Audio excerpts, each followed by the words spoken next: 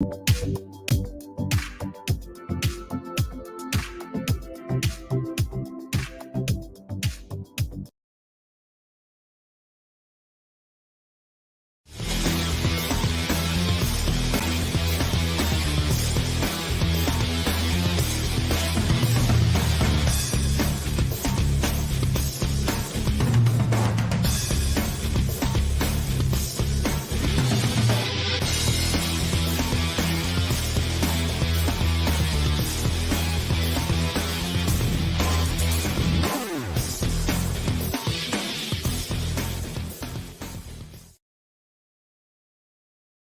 by to launch FanStream Sports. 3, 2, 1. Let's start. Hello, sports fans. Welcome to FanStream Sports. Nothing but pure sports. This is the JP Show. JP, it is so good to hear you back on the air. Stand by. Now, here's JP. All right, welcome into another edition of the JP Peterson Show. Super Bowl post-game continues. What a game. Great talking points today. We got so many topics to go over. So we hope you guys jump aboard and jump in our chat session on YouTube, on Facebook. You can also hit us up at FanStream JP. All kinds of ways to interact with the show. And listen, one of the things we'll remember about this Super Bowl was obviously the legacy that's started with Patrick Mahomes continues, and the emerging legacy of perhaps a great quarterback in Jalen Hurts. We'll always remember that performance as well. So much to talk about. We will get to it. And your comments, if you want to jump in there. Lonnie Wilkins is always in. Happy baseball season. Oh, stop it, Lonnie. We're not done with We're not done with football. Right here. Look at you wearing a Rays hat today. You know it's baseball season. Yeah, it's getting there. That's the inspiration. This is our babies. Our baby's almost here. Yeah, they report on what, Tuesday? We're almost here. Yeah. So, and then they're over in Disney. They'll be in Disney for a few weeks, and then back to Tropicana Field. So, but it's still a sad day. Yeah, we got plenty of time to talk about that. Plenty of time to talk about that. But we got lots of football to get to. We got Bucs news to get to, and as we sit here today, we're going to put the puzzle pieces together, folks. Guess what's coming? It's the total rebuild. It's the total tear it down to the studs rebuild. We knew it was a possibility, but right now it seems almost a certainty. So we'll get to that as we get through the Super Bowl stuff as well. And the reason we say that is a couple of announcements. Thomas Brown is now the latest person to interview for the offensive coordinator position that's now been open for 3 years. And everybody else, Dan Pitcher turned it down, the Cincinnati quarterbacks coach, because it looks like he may be in line for an offensive coordinator's position, and probably, like everybody else, knows that a rebuild is coming and nobody wants this job because a rebuild is coming. There'll be a new coaching staff in here next year. And this is what it looks like right now because of these things that are happening. Here's another sneaky thing that happened this past weekend. Tom Brady signed his retirement papers, which I don't believe he did last year. He signed his retirement papers, which means that he is now, instead of, there was talk that he would sign a 1-year deal and allow the Bucs to spread out his cap hit over a couple of seasons, right? He's not doing that. So he's retiring, which means that he can come back and the Bucs won't have any rights. See, if he signed that contract, the Bucs would have his rights and they would be available for trade compensation if he wanted to come back. And that didn't work out so much last year when Brady wanted to go to Miami. So that tells me that either Brady forced this on the Buccaneers to give himself options. I don't blame him.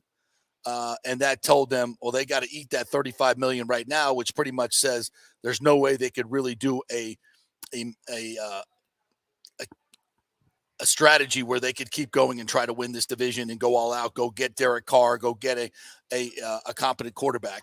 And instead, I don't know if the Bucs made the decision that they'd rather him retire and eat it all this year.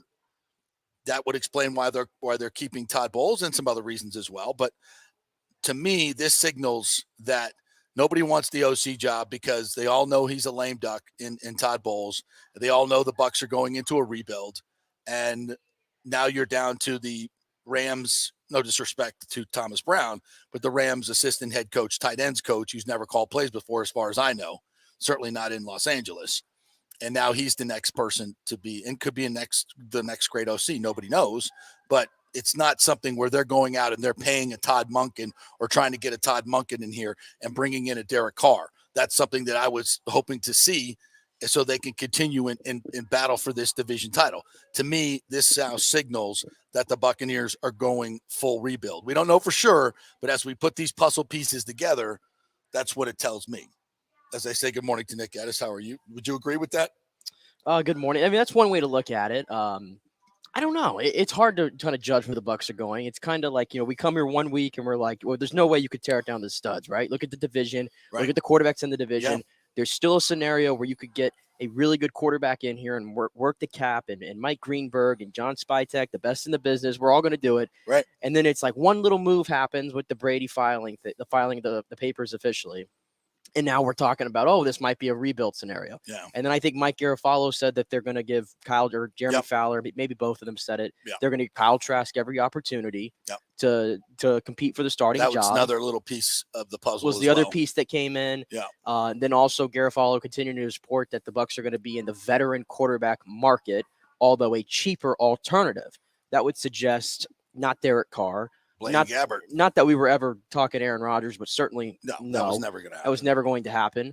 That'd probably take Jimmy G off the table, which I don't think the Bucs are really in on. We're never in on Jimmy G to begin with. Probably He's not really their type of guy. Yeah. That puts you in the Jacoby Brissetts, the Baker Mayfields, the Sam Darnold potentially last week as well. Yeah, it puts you in that kind of territory to compete with Kyle Trask. Yeah, which means total rebuild.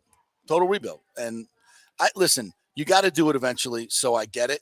I just thought that you still had a good enough core here to compete for the division.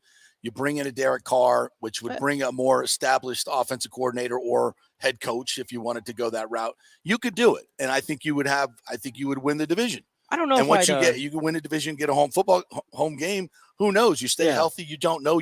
You hit in the draft and get a lot of good players. You never know. Things could come together. That's why I don't agree with this right now. I don't think this is the right strategy. I did say though last week, like if they went out and got a Jacoby Brissett or somebody like that, I think if it goes the right way, you could still win this division as currently constructed. Oh, sure. I think you can. Sure. That's why I wouldn't call it a total down to the studs rebuild. I would call it more of a transition year. And now you could call that, or you could say, well, that's just a nice way of putting a rebuild. But that's why I think this Brady thing is significant, because I think with Brady signed if Brady signed the 1-year contract, that gave them the option to do one or the other. And I think once you have to eat all 35, where they were only going to eat 10 this year, and then 24 next year as the cap goes up again. Yeah. So that was the possibility. So once Brady signs his papers, and you can't do that, you got to take it all right now. That takes, now you're down 35 instead of just 10. That kind of changes the formula. That changes the formula. How can you really stay competitive with that little cap money? Because to stay competitive, you gotta go get another starting corner or pay SMB, which I don't really want to, or draft one. Obviously, you could draft one. You got Levante David. You got a lot of holes that Golston. There's a lot of these holes that you have to fill. Not necessarily star players. Levante obviously is, but on the downside of his career, it's a tough haul. To retool, and you're really delaying what you have to do eventually. So I think that really that's kind of a centerpiece. It looks like to me that tips it one way or the other. Yeah, and my scenario differed from yours a little bit. I know you had the scenario that maybe Brady kind of said, "Hey, I'm going to do this. I want to have my control, whatever." And I just think that my part of it is okay. Well, what if the Bucs just said, "You know what? Let's just pay it this year. Maybe Tom was fine with doing that, right? Because I think he's officially done. Yeah, I think Tom was probably fine with whatever the Bucs wanted to do. To be honest with you. And the Bucs said, no, you know what? Just do it now because we're just going to pay it. I'm sure the Bucs have had plenty of time now. They've had nearly a month to kind of evaluate things as they stand, what they want to do, where they want to go. The offensive coordinator search right now is getting to a point where it's a little bit, I don't know if odd's the right word, but it just seems like now we're picking random guys. I mean, to be in all fairness, I've never heard of Thomas Brown is his name. I don't know. He's next to Sean McVay, so I'm sure he's brilliant. But he's not the quarterback's coach. He's not the OC. He's the tight ends coach. He's the tight ends and assistant head coach. So I don't know much about Thomas Brown. I don't think he's ever called plays before. Yeah. So those kind of things tell me the Bucs are kind of starting to try to see what they can put together for this year as a transition year. Yeah. That's what this whole thing tells me. But I wouldn't say it's full rebuild. I feel like it's transition. Let's get somebody in here, quarterback, being a quarterback that we think can give us a shot still, but not break the bank. Let's pay some of these bills and then be set up in 2024 because we're still going to have a very talented roster. So you're saying that the division is so bad that we can still win it this way. I think you could still win it this way. I think the Bucs know that, but also they don't want to have to. So you're because if you sign two issues. If you put a Derek Carr on this team, all you're really doing is you're continuing to delay it down the road, right? And again, I have to ask myself that question. I mean, even though I love Derek Carr, I think at best he's the 10th best. At his best, he's the 10th best quarterback in the league. Is that the quarterback that you want to continue to kick things down the road with? And I think the Bucs have tried to put those questions all together, and they've just decided no, we don't. We think there's a little bit of risk there still for a guy who's coming off the worst season of his career.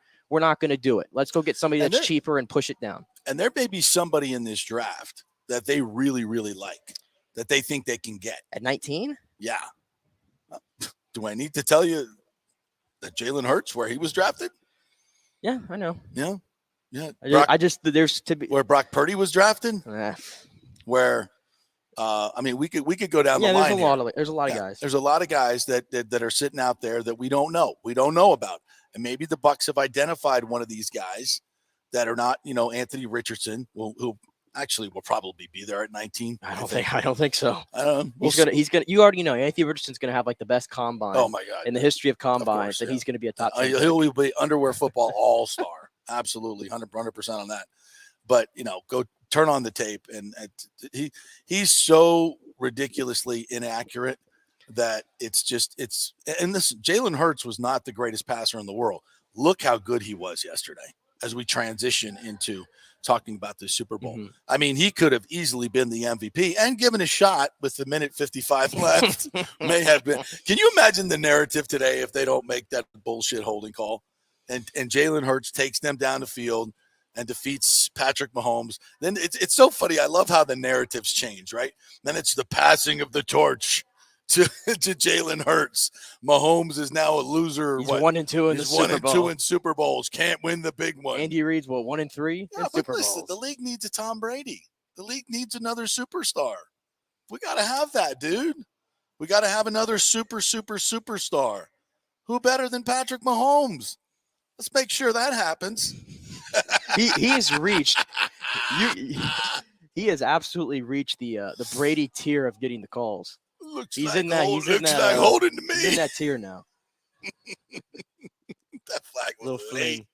That flag was really late, man. He had a hard time getting it out of the pocket because the earpiece hit up and said he had to give it. He had to find Goodell first in the suite. Where you at, Roger? Look, and you know what? That's what everybody's talking. We're going to talk about all the other stuff too. We're going to get onto all that stuff, but let's just get into it. Let's just get into it. Everybody wants to talk about. All right, here's my thing. Number one, that's not a hold. You got to impede the player, man. You got to impede the player. Wide receivers are the biggest divas in the world, okay? And when they think they've been held and they've been truly impeded, what happens? Did you see any of that? No, I'm watching the play right now, and Juju Smith is running right through everything. We saw Juju when he was held, and they didn't call it earlier in the game by Bradbury. He jumped up and was looking for a flag, right? In that crucial situation, he's running that particular route where he's got to go in and out. It's a little whip route. It's a whip route, and he's got to, he's open. For God's sakes, he's 3 steps open. If Bradbury held him, he did a crappy job of holding him. That's for damn sure. He did a terrible job of holding him. And he just and Mahomes threw it away. He threw it away. That's it. It wasn't even a catchable football. And then Mahomes starts pointing, and then he gets the flag. I don't know what came first, but it's probably just in the eye line of the official who's looking from the side. And look, I don't think it was holding. You didn't have them called it all game long. And this is the way, this is the way basketball games are reffed and other things. If you're a defensive back, you get the feel of what you're allowed to do and what you're not allowed to do. If you're not doing that and not pushing the envelope, you're not a good player and you're not playing it right. So you have the entire game, you've been working under a set of rules that you can, and it's within 5 yards, he put his hands on him. Yeah. That's fine. And that's legal. And Juju makes the breakout and doesn't even complain about the hold. And then, then the greatest cover up in the history. Have you ever seen in your life, a bad call like this, and everybody suddenly is at the podium going, oh, it's fine. Oh, yeah, I held him. I tugged him. Have you ever? This is the first time in history in a play like that. Nick Sirianni's up there. Well, that's not what won. He was right, actually. That's not what lost us the game. It really, okay, great. When's the last time you saw that? Then I'm watching Good Morning Football this morning, and everybody's going overboard. Oh, it wasn't the reason they made the call. It wasn't. I've never seen so many apologists about a bad call in my life. That's another clue. I don't know what the hell is going. Listen, I'm not sitting here saying it's all conspiracy theory. They wanted to. But if you wanted people to think that, if you wanted people to think that you could control games and make bad calls in critical situations, boy, you just gave every conspiracy theorist a whole lot to work with right here, because it's a terrible call. Yeah. It's an absolutely egregious, horrible call in that situation. And the amount of work that the NFL is going to cover all this up and have everybody say, and Greg Olsen, you can kiss your number one seat goodbye for being all honest about it and stuff on the broadcast. And Mike Pereira's on there going, oh my God, we can't have this. We can't have this. I literally said it with 5 minutes left in the game, and I almost tweeted it out. It's just been a great Super Bowl as far as officiating. They missed a couple on the replays I thought were stupid, but whatever. But I'm like, just please, let's don't have a call decide this game. And that call decided the game. I'm sorry. It did. It did. You can't argue that. Now, it decided the game in terms of giving the Eagles a great chance to come back with 4 downs, moving down the field against the Chiefs defense that really wasn't doing much. Neither did the defense did much. But look, the Eagles never, and I'll say this for sure, the Eagles never stopped them in the second half. 4 drives, 4 scores, except that would have been a stop on third night. That would have been a stop. They never stopped them. Their goal line defense was awful. Their red zone defense was awful. Hats off, and we'll talk about this a little bit later on. Andy Reid, the way he uses the motion. Boy, if you're a Bucs fan, you're sitting there going, tough to watch. Can we get just a little bit of that ever in the red zone ever? Right? We'll get into all that. But just in terms of the call, that's how I see it. And I, we laugh about it. The NFL needs a new star. We got to make sure that Patrick Mahomes doesn't need any help to be the superstar that he is. No, he doesn't. He is. I said it last night. Stop helping him. I said it. I've said it all week. I say it after last night. He is the most talented football player. Keyword talented. Don't give me most accomplished. I mean straight up talent on a football field. The best that I have ever seen with my 2 eyes. I'm leaning there. It's unbelievable the things he's able to do. Well, then just on top of it, the pain tolerance. Do what he did with an high ankle sprain the past 2 games. Unbelievable. Insane. Yeah. I've never seen. But with that being said, I said this after the Chiefs-Bengals game because that one was regarded as one of the most poorly officiated games of the season. Horrible. And I said, I hate being whether it's the refs. I hate people that are typically like that. I hate having to discuss refs like that after a big game. But last night, I tweeted it out again with 5 minutes to go. When Mahomes got the ball back, I said it's 35-35. Patrick Mahomes, the greatest player that I've ever seen, is getting the ball back here. This is the Super Bowl. This is a great moment we're watching before our eyes. And so many times in sports, I feel like what we're watching in front of us, great moments, we don't realize it in that moment. Right. What we are watching. Right. Last night, I did. Yep. It had the full attention. They told me this was going to be the most watched Super Bowl of all time. The moment was there. I wanted to see it. He has the scramble for 20 yards where he's gimping down the way. Let's play that. This was the signature play for me. This was the signature play. This was the signature play for me in Mahomes, just because of the ankle deal.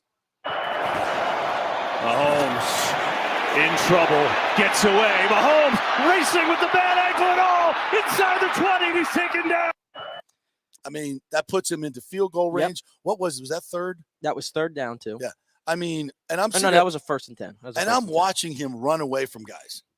Run away, and they weren't big guys. Yeah. I mean, they weren't small guys. But he's like look on his face the entire time I was running. Yeah, he's not even limping. Yeah, he's just mind over matter, just running down the field and running away from people in the biggest play of the game. It's just unbelievable. But it was a great moment that was set up there. I looked at the amount of time that was left on the clock, and I'm like, man, Philadelphia is going to get this ball back, and this is going to be an all-time hit. That's what I said. I said, this is an all-time Super Bowl. Yes. We're watching in front of our eyes. And what's the first thing that we have to talk about today on the Super Bowl is controversy. This is what the NFL does. This is what the NFL does, and it's so fitting that Roger Goodell this week lied to the entire world, of course, saying that the officiating is as good as it's ever been in the league.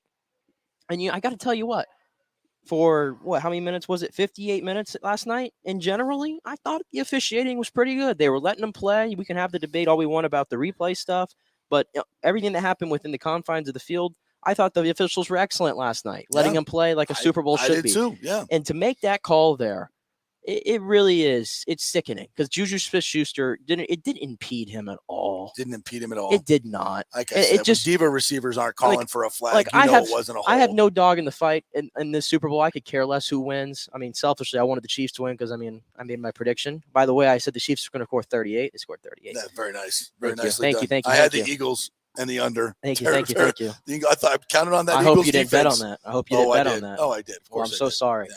All I wanted to see, that game deserved a fantastic finish, and it was lame. It took the air out of the entire room. Had there not been a flag, I would have won my bet. I bet so many. I want to know how many screens clicked off when that happened. With the flag? When the flag happened, how many screens just flipped off? No. Unless you were like me and you were hoping that Harrison Butker slipped on the banana peel, right, on that slippery ass field. That was the only thing that was going to save that game for me at that point. And Greg Olsen was like, "I would never root against a former teammate, but I'm hoping he misses this so we can, please." See overtime, or we would have gotten overtime. Imagine that. That would have been fantastic. I just, I hate to even, but they did it to them. The NFL did it to themselves.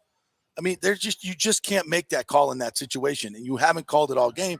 It's so perplexing. All of I don't want to sit here and be that guy, but in a world we live in where major news organizations consistently just make crap up out of thin air when governments do it too. And all the crap that now there's UFOs everywhere. And I mean, and you never say, oh, this could never happen. No one would ever make a virus in a lab and then put it out over this would never have ever happened, right? It's all happening right in front of our eyes. And they're not going to, a $1 billion corporation is not going to fix a game or try to develop a narrative just like WWE does. I mean, these Goodell's probably looking at WWE going, well, why don't we do that? Why don't we start making up storylines? This is a great idea. And obviously, hold up! Isn't it better? I'm not saying to be a big conspiracy to get everybody involved. My counter argument, but you can control games by the way officials throw flags. Okay, but here's my only giving counter argument. People, idiots like me, plenty of tinfoil hat material to go out and say, "What the hell is this?" Well, here's doing? my only better counter argument, though. Here's my better counter argument. Would you rather have the scenario that happened last night, where the game ends in the most lame fashion ever, where everybody's pissed off, and this is all they're talking about the next day? Or would you rather have the Eagles kick a field or the Chiefs kick a field goal with 2 minutes left and give Jalen Hurts the ball to go down the field, get another field goal, and let's go to overtime and see the two best teams in the league go at it with your new overtime format, which gives the offense the ball in each overtime? That's a good point. I will counter that with saying, which sounds better to me if I was trying to script write this thing. Well, I would say this. One of the main thing you need in a great sport like this with Tom Brady retiring is someone to take the mantle of the greatest player in the game and start leading towards a legacy. I feel like that mantle had already been passed. That mantle has been passed. If Mahomes goes to 1 and 2 in Super Bowls, right? 1 and 2 in Super Bowl, then I guess he's on Peyton Manning territory. He's gone 5 straight consecutive AFC title games and only has 1 Super Bowl to show for it. You don't have your golden boy. You don't have your golden boy. And if that's what the marketing people believe that they need, we certainly saw it against Cincinnati, and we certainly saw it last night. Listen, I'm not saying this is what's happening, but you're giving a lot of people a lot of information to go on and reason to think that there's just some shenanigans going on here. Yeah. And if you if you bet on the Eagles, you're but pissed. to your point though, and I think the real Eagle fans will understand this. You already alluded to it, and everybody's been saying it. The Eagles did. It's more about what they did not do. Right. For the Especially final defensively. For the final 30 minutes of that game defensively, they showed zero resistance to the Chiefs. And this is what I said on Friday. Where was the pass rush? This is what I said on Friday when everybody's telling me about this historic Chiefs defense. Historic. Or the Eagles defense. Yeah. Historic is all I heard, right? Yeah. This pass rush, 70-something sacks, 15 more than every other team in the league. And what did I say? They have faced Davis Webb, Daniel Jones, and Josh Johnson / Christian McCaffrey. That's right. In the last month and a half. That's who they faced. And I said, you're facing Patrick Mahomes. I don't care that he's on a gimpy ankle. And the best offensive line. The best offensive line in the league right now. Forget the Chiefs offense or the Eagles offensive line. That offensive line last night looked like the best in the league. Yep. They had the Eagles stopped at every single point. Dominated them. So this historic Eagles defense, 0 sacks, 0 takeaways. Yeah. And how about this great Eagles running game? Non-existent. Yeah. What the Eagles did well, they did not do yesterday. They didn't even try. They didn't even try. They hardly tried. Like, where was Miles Sanders? It's absent from the game plan. Yeah. Like Gainwell got most of the early carries. To be fair, Hurts was playing lights out. Hurts was, their offense was running up and down the field. But you're up 24-14. Game is going completely how you want it. Mahomes is going off injured, right? It's like blood in the water. Right. Now you got to come out and you got to kill him. Yeah. And he didn't do it. Drive it down the field. Did not do it. No, you're absolutely right. And you were right on your analysis last week. And, of course, again, if Jalen Hurts gets the ball back and scores, then the whole narrative is different, right? Yeah. But the one narrative that never really showed itself was the Eagles pass rush. Where the hell was it? And here's the other part. Mahomes there was pass rush at times. Mahomes did an unbelievable job. He's so good stepping up in the pocket. He's just so good moving around. And I talk about this all year long, watching Brady stand there like a statue. How many plays last night? Both quarterbacks. How many plays were made because the quarterbacks could move? Almost every play. A lot of plays. Almost every single play. Almost every big play. Guys are moving around. And that's what you got to have in this league. And I don't see Kyle Trask doing that. It's and maybe the Bucs have identified a quarterback like this, like a Jalen Hurts, who they can find in the second round. That they think can be that guy, because that's where the league is going. And it may be a situation where, you draft these quarterbacks in the first round, and you play them right from the beginning with the RPO and them running, and maybe they only last 5 to 7 years. Maybe they never get to a second contract. And you, like a running back, you just go get another guy. You just go get, because it opens up the field so much. Yeah. With as fast as the players are these days, you've got to be able to create mismatches and open space, and that's what a mobile quarterback does. And even if the guy's not a outstanding thrower of the football, right? Like, I'm not going to sit here and tell you that Jalen Hurts is one of the best 10 throwers of the football. He was last night.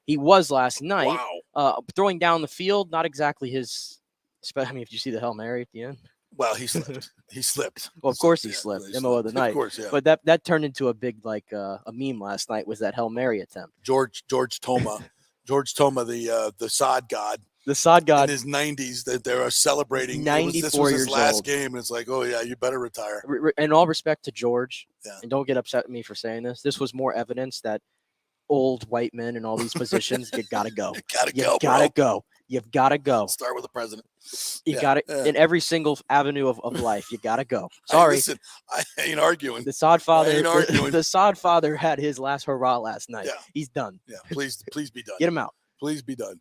Yeah, it's but anyway, to my point though, it's like you don't have to have the best thrower of the football, even if he can move. And right. I think exactly. Look at the Bears. I know the Bears have the #1 pick, but they found something this year with Justin Fields, and not because he was throwing it, because he was just running it like crazy. Right. And you just, at some point, you just can't stop it. And he's not a bad thrower. He's not a bad thrower of the football, but he's not a superior talent, though, is what I'm saying. Yeah. And Lamar Jackson, look how many games they win. Is anybody going to tell you that Lamar Jackson is one of the best throwers of the football in the league? No.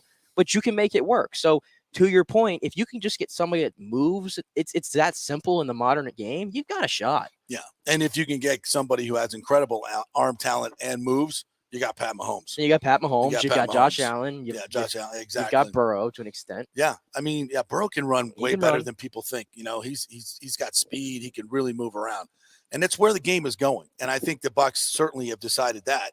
And well, if they haven't, then they're stuck in. But listen, when you get a chance to have Tom Brady, you have Tom Brady. Oh, but he's a dinosaur, absolutely. and he can't play anymore. And he can't play in this league anymore, and he knows it. At least he should know it, because it's not. And this year was a perfect example of that. And we told you that as we were going through the season. And that's, not to take anything away from his legacy, but that is a bygone era. The drop back quarterback is no longer Is extinct. The guy that can't move and just sits in the pocket. And it's truly no longer viable. Yeah, it's guys who can move at the core position, but in general, and this is again with the Bucs lag, and again, it's so hard to like you said, not watch the games and think about the Bucs this season and think how far behind they are. But it's the speed on the football field and the other positions. Last night, probably the second biggest play of the game, or you can make an argument was the biggest play of the game, was Kadarius Toney's punt return. Yeah. Would they get him for a 3rd-round pick? Do you remember when we were talking? No, it was like a 6th-round pick. Do you remember when we were talking at the trade deadline and I threw the name out there, Kadarius Toney? Because I was like, what were we all talking about? The Bucs need speed. They need speed. And I said, he had some issues. He's a knucklehead. And he had some issues in New York. But, sometimes guys like that, AB, you get him. He goes to the right situation in Kansas City. You go to the right situation, good room, great leadership, you fall in line. Yeah. And we'll see what happens the next couple of years. Yeah, we'll see. But I mean, he was as influential to that game in the little spurts that he had in that game. He was as important. Jarrett McKinnon and Pacheco. I mean, guys who have speed and have physicality to their game. Like, they were important down the stretch for Kansas City. Well, it also told us the narrative of, you can get rid of a game breaker like Tyreek Hill if you have Pat Mahomes. Yeah. And when it comes to salary cap, you can't pay that guy when you're also paying your quarterback, and it's easier to replace a Tyreek Hill than it is a Pat Mahomes. And if the Chiefs messed up along the way, you put that money in your offensive line instead of a receiver. And if the Chiefs are on their way to a dynasty right now, nobody's going to dispute that. But if they made one mistake along the way, it was in what draft was that 2020 when they had a 1st-round pick. I think it was 31 or 32, right? They were coming to the Super Bowl. Clyde Edwards. And they took a running back in the 1st round because they were like, "Hey, we're loaded everywhere else. Let's just go take a running back." He was so good in college. He was really good in college. Superstar. I really did. And last night he was inactive. And who was it that was the tough runner for this team? 7th-round pick. The 7th-round pick from Rutgers named Isaiah Pacheco. And the 32-year-old Jarrett McKinnon, who's had like 2 or 3 ACL tears, I believe, in his career. Yeah. That was your running back corps. So if there was any mistake that they made along the way, it was that. But it still didn't matter, obviously, because you have all the other parts. Right. You put those guys in a great situation. But again, it's just another thing that tells you where the league is going. You don't pay running backs. You don't pay running backs. You don't draft them in the 1st round. You don't. And at this point, that number 1 receiver is absolutely needed. But you don't do the guys on the second contract, especially when you got Travis Kelce to begin with. That's the number 1 receiver. Right. Exactly. And you can do it different ways. And you have Pat Mahomes. Every team is different. You got to look at what you got. And we have these discussions in terms of what are the Bucs doing, right? What are the Bucs? So this is a total rebuild, right? This is what it looks like is coming to me. And in this rebuild, I would like to see where, first of all, you got to find a quarterback. You got to find the quarterback. Who is that guy? Who's moving? Yeah, who's moving? Yeah, exactly. You got to find that guy. That's first and foremost. And then from there, you start, you got to put the pieces around him. And the number 1 pieces to me, offensive line, offensive and defensive line. That's where you've got to spend your money. Your high picks are offensive and defensive line. And you go find you got to get the quarterback right, obviously. Then you go find the receivers, the running backs, the tight ends. I mean, if there's a transcendent talent available at receiver or tight end or something like that, or running back, I'm not saying ignore it. It's an offensive league, though. Yeah, it is an offensive league. You got to get those game breakers. But you better be damn sure that Justin Jefferson is going to be that guy. You got to be damn sure that guy is going to be a difference maker. When they drafted Saquon Barkley, I'm like, come on, man. That's not – he's great. Well, I'll tell you a guy that I think you would be on board with at 19. No. And again, I don't know how high he's going to go, but he didn't play this entire year, was your boy Njigba. Who you had come out and said you thought he was the best receiver. He's great. Last year. He's physically great, but I do not. He took the entire year off. Yeah, I don't like any of that. I don't like any of it. I know they could off for different reasons, but Jamar Chase took a year off.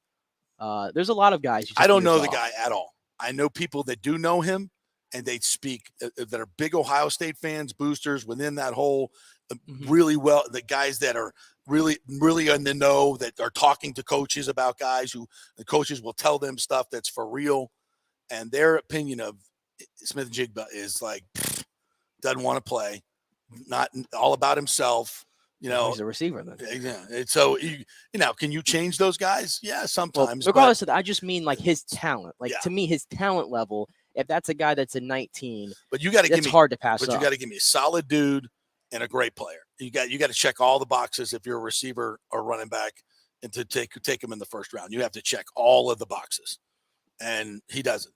He checks all the athletic boxes, but the intangible stuff. Oh, we'll see. We got a long Obviously, way to go. We're going. And again, I've never met the dude. I have no idea. We're going to find out. We're going to find out so much in the draft process now. Right. So yeah, it's when you look at this rebuild for the Buccaneers, you look at what these other teams are doing. You have to. You have to. It's a copycat league, and what's working. Because by the way, the Bucs, before everything happened, they had a great offensive line, and they had a great front seven. They did. Like, obviously, you had Brady, you had all the weapons in the world, but you had a great offensive line and you had a great front seven. Well, Jason Light built a great roster. Exactly. He built. That's why Tom Brady came here. That is still the blueprint. To your point, that is still the Yes. blueprint. You cannot win without those things. Yeah, he invested in the both, offensive and both line. the teams last night have that. He invested in the offensive line, invested in the defensive line. He built it inside out, which you need to do. And he learned along the way that's how you do it, because his first few drafts were awful. And when Arians got here, things got a hell of a lot better. So yeah, that's how they have to rebuild this football team. And they got to look at you're just looking at the Eagles template more than anything else, right? What did the Eagles do after they won the Super Bowl? They had to go find a quarterback, which, did they get lucky? In some ways they did, but they knew, second round pick. I don't think there's anybody else taking Jalen Hurts in the second round. I don't know. Maybe there was, who knows? But I thought he was going to be a good pro because of where the game was going. And then when I saw him in his first year, and then, listen to the interviews and what people were saying about him, talking to Topple, and there's like, this guy is the unbelievable leader. He's lifting, he's squatting with the offensive lineman. With Topple said he's already got the mural up on the barn, Lane Johnson's workout barn. Yeah. I mean, you just know this is the leader of men, and you got to have that at the quarterback position and the head coaching position. And, and that's another thing that the Bucs have to look at too in this rebuild. Todd Bowles is not going to be leading this rebuild, I don't think. Again, with all due respect, he's 62, 63 years old, and he's a defensive-minded coach. It's not where the league is going. Although look at who won the Super Bowl, Mr. Andy Reid, right? But he's one of the best in the business. To the rule, man. Yeah, he's an offensive mind, by the way, too. He's an offensive mind, and probably one of the top 5 head coaches of all time after last night. Oh, yeah. He's there. Absolutely. 2 Super Bowls, 2 different teams. In terms of taking teams to the Super Bowl. 10 conference championships. 10, absolutely. Hall of Famer, top 5 in the history of the league. Yeah, no question about it. And he made a huge difference last night. Oh, he made a huge difference last night. All right, we're going to talk about all that. We got a lot of post-game to share with you. Terry Bradshaw's exchange with Andy Reid that has all the snowflakes up in arms. Oh, you're so mean to him. We'll talk about that. We got lots of great. We got all the sound on the bad call, on the holding call. So much more to get to, and Bucs stuff, and we'll do a little bolts as well. Lots more to come here on the JP Peterson Show, brought to you by Bay Area Modern Medical Center. Chris Lugo will join us in our last segment to tell us how the hell Patrick Mahomes got through those 2 games. Back at 3. Stay with us.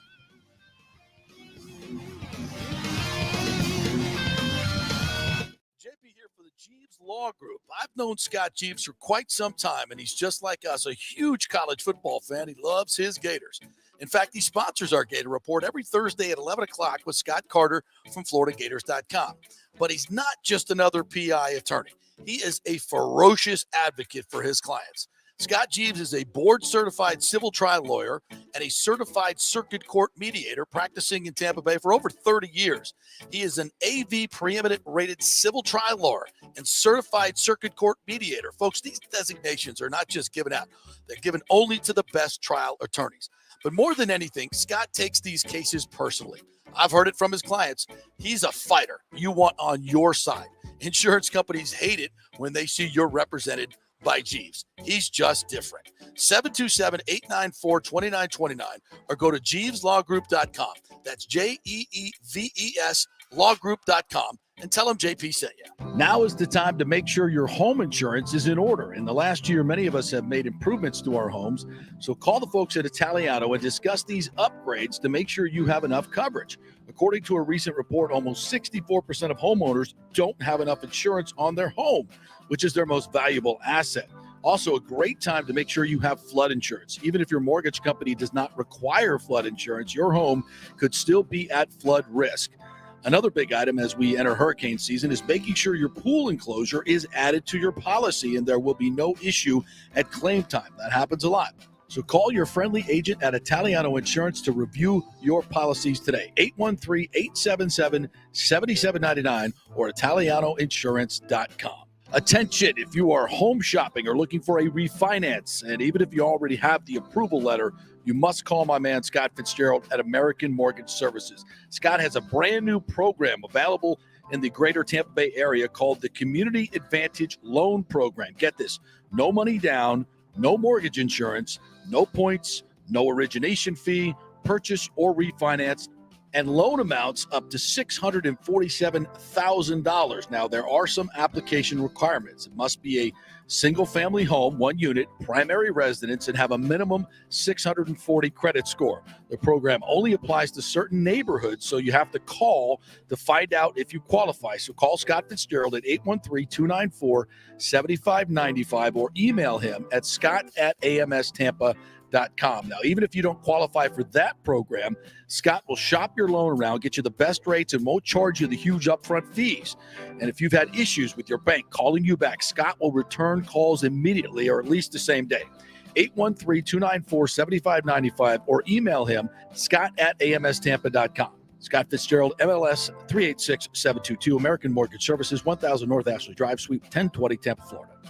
Hey, folks, it's still engagement season, and where better to get that special ring than the Gold and Diamond Source. The Gold and Diamond Source has the largest selection of engagement rings in the country, a literal jewelry supercenter with 30 times the inventory of any normal jeweler. You don't have to wait to spend any extra time waiting for them to bring something in.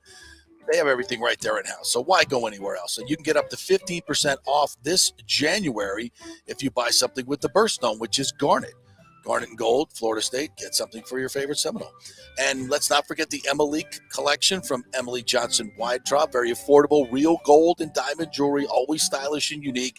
Emily has created this fashion-forward gold, diamond, and gemstone jewelry line ideal for everyday wear. Each piece is designed to enhance your look by featuring eye-catching, modern, geometrical shapes. Really unique stuff. Got to check it out. And, of course, Julie and Steve Weintraub, great benefactors here in the local community. So let's keep it local. And you can get 0% financing for up to 5 years. Get a big ring for a little price. It's the Golden Diamond Source, 3800 Olmerton Road, always online at thegoldendiamondsource.com. Coming back at you. Now, more with JP on FanStream Sports. It's only just begun. All right, welcome back to the JP Peterson Show here. Coming to you live from CP Communications, home of RHS TV. You can always watch us on RHS TV now. Download the app if you've got Roku, Amazon Fire, Apple TV. You can download the RHS TV, Red House streaming app, and you can watch us anytime. All the shows are archived there. You can watch it straight to your TV. You don't have to go to your little computer or your phone or anything like that. You can just watch it on your glorious 60-inch, 900-inch TV. Yeah. I don't think you want us to be that big in your living room, though. I tested it out. I tested it out the other day on a 65-inch at home. Oh, how we look? We look great, but it's still freaky to me. I could only take like 20 seconds, and I had to go. Why? I just can't look at myself on TV. On TV like that, right? It's like one of those screws. It's pretty in my cool, mind. though, right? It is cool. It is. Is your cool. mom watching us on her TV now? Did you download the app for mom? That's Casey's way of watching now. Oh, she watches on the big screen. Mom watches. Mom's old school. Facebook. Yeah, a lot of people watching on Facebook. Yeah, our numbers are doing great. So we appreciate you guys sharing the show and talking about the show. We really appreciate it. We We put a lot of work into it. So and again, go back and check out the interview with Rondé Barber on Friday. Yes, which absolutely. we got up as a separate, so you can watch the complete interview by itself. So yeah, so fantastic. and it's a separate segment on RHS TV. It is really cool. The app is really, really cool. We got some other shows on there as well, so check it out. Jeremy Lowe says Zay Flowers at 19. That's what Peter report, right? Yeah. Or Joey Porter Jr., the cornerback for Penn State. Yeah, okay. Which is also a position of need. Listen, the Bucs got a lot of holes. A lot of holes at the 5 important positions that you need great players, and that's where they're falling down a little bit. Which makes they can go best player available, I think, at 19. Yes, absolutely. They really can. Absolutely. And again, if it is a total rebuild, you got to get more picks. You got to get, because you are now looking at players who are going to help you in 24, definitely, but more towards 25, 26. That's what you're targeting in terms of your cycle. You're cycling in. That's the way the NFL works, man. You cycle out, you cycle in. And if you're doing it right, you're getting back to the top every 4 or 5 years like the Eagles did. Forgot how much I hated these conversations. I hate all you Bucs fans that wanted to go into a rebuild. You team rebuild people suck. This is not enjoyable to talk about the draft today. It's not. It's not enjoyable as a Bucs fan. We're talking about 2025. I feel like I'm living in like a time machine again. Yeah, and there was a window. There was a window to do something different, but I think Brady closed that window, or the Bucs closed that window. I don't know who made that decision, but I think that's the linchpin decision right there. You can't spread out his bonus or the money that's due. The dead cap is better, which actually, whatever you want to call it, it's dead cap money. And if you want to spread that out, then that tells me that you're going to get, because I said to myself, why is Derek Carr, only going to New Orleans? And of course he went there. And as we said, he's not going to accept a trade. He's going to wait till they have to release him. And then the team you're going to doesn't have to give up any assets to get you and will be a better team. So why would he accept a trade? That was never going to happen. So he's going to be a free agent on, what is it? Tuesday. And then he'll be able to go anywhere he wants. And I don't hear that the Bucs are in the market for him right now, right? It's other corner or other quarterbacks that they're looking for. So Mark P says, in talking about receivers, Randy Moss was a head case in college. Some guys take time to mature. Yeah, absolutely. That's why you got to do your due diligence. I don't know Smith and Jigba, but right now he seems like an entitled kid that I wouldn't want to draft, but that can change, obviously, If you're not going to play for your college team and put it out there, then you're not the type of character guy that I want. Pretty simple like that. I think the preponderance of the evidence will suggest those aren't good guys. Andy Reid in top 5. I think the top 5 are locks: Belichick, Walsh, Gibbs, Knoll, Lombardi. But 6, Parcells, Jimmy Johnson. Jimmy Johnson, that's a no. Shula. Jimmy Johnson had no longevity. You got to have longevity. I feel like a lot of it was taken out of his hands, though. Well, he could have come back and coached a lot of different teams. He coached Everybody Miami. wanted him. Went to Miami. But not very well, by the way. No. Terrible. Shula. I think Shula is won the most games of anybody. Of course Shula's up there. Why? I mean, Shula's up there after. Oh, he's like on one Super Bowl. Belichick. No, he doesn't. He's got 2. You got 2? 3. Colts, Dolphins, and 2 with the Dolphins. And made a 3rd with the Dolphins. So he's in 4 Super Bowls. Shula was with the Colts? Yeah. 1969, Johnny U. I got to catch up on my NFL films. And then went over to but he lost to the Jets in that big Super Bowl. Oh, but he lost in it. Yeah. So he's won. How many actual Super Bowls? Won 2, but he's won. But he has the all-time. But he has the all-time. But he's got the most career victories, which Bill Belichick may break. Right. But 2 Super Bowl wins. Yeah, he's got 2. Yeah, I see it here. 2 Super Bowl wins. Actually, he got back to another one too. He actually was you can almost say 3, because 1968, I think, before there was a Super Bowl, he was the NFL champion. No, 68 was a Super Bowl. Was it a Super Bowl? So they were the champions? See, I'm forgetting my history now. I'm having to go check it here because I had no idea that Don Shula was with the Baltimore Colts. Yeah, he was with the Colts in I believe the Dolphins maybe even traded for Shula to get him. He was the youngest head coach in the league. It does look like it right here. So the Colts, did they win that Super Bowl? Did they win another Super Bowl? No, they lost to the Jets. I mean, you were alive during this time, not me. Yeah. You should know your history. I don't know. I just forgot. I used to know it, and I've just forgotten. Does that count for anything? This was Super Bowl III then. Yeah. Super Bowl III. Yeah, the Jets won this Super Bowl. Right. That was the Jets over the Namath Colts. game. Yeah, 16-7, 7, right? 16-3. 16-7. See, I knew that one. Okay, 16-7. There you go. So he's got 2 Super Bowls then. Yeah, 2 Super Bowl wins. Yes. But 320-something victories. 347 career victories. 347 career victories, the most ever. Yep. Yeah, so Shula is after He's in the top 5. Yeah. Belichick, Shula. Who would I take out in that 5, though? Yeah, that's tough. It's really tough. I'm leaning Joe Gibbs. Yeah, Gibbs was pretty damn good. He got 3 Super Bowls, though, right? Yeah. And came back to win one too. Which I mean, they all have like 3 Super Bowls at least, though. Yeah, that's a tough one. That's. I guess Andy Reid's not in the top 5. I take it back. All time. Well, he ain't done either. He's not done. He ain't done and either. As long as he keeps coaching Patrick Mahomes, and he's lost a lot of big games. But that's one of the other things. It's either you lost a lot of big games, but you were good enough to get that many teams to that many championship games. That tells me you're a great, consistent coach. You're not going to win them all, but he certainly was the difference in yesterday's game. I think one of the big differences in that game, and we'll talk a little bit about that. The adjustments that he makes in the second half against the Eagles defense, specifically on those 2 touchdown plays, the one to Kadarius Toney and the one to Sky Moore. Yeah. Those were, and I thought Dan Orlovsky really broke it down.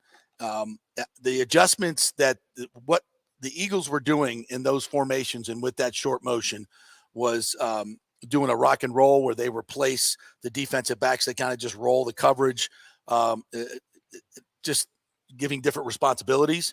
And Reed saw, okay, and even on a play before, he did the same thing and saw what they were doing and said, okay, now we're going to run this play where Toney goes in hard motion, puts his foot in the ground and goes to the outside, wide open. Great play call, adjusted to what the other team was doing. The chess game, that was a beautiful, and then he went and did it to the other side with different personnel with Sky Moore. Beautiful, beautiful red zone adjustments. That was the thing that you never saw with the Buccaneers offense this year. Ever saw with the Buccaneers offense.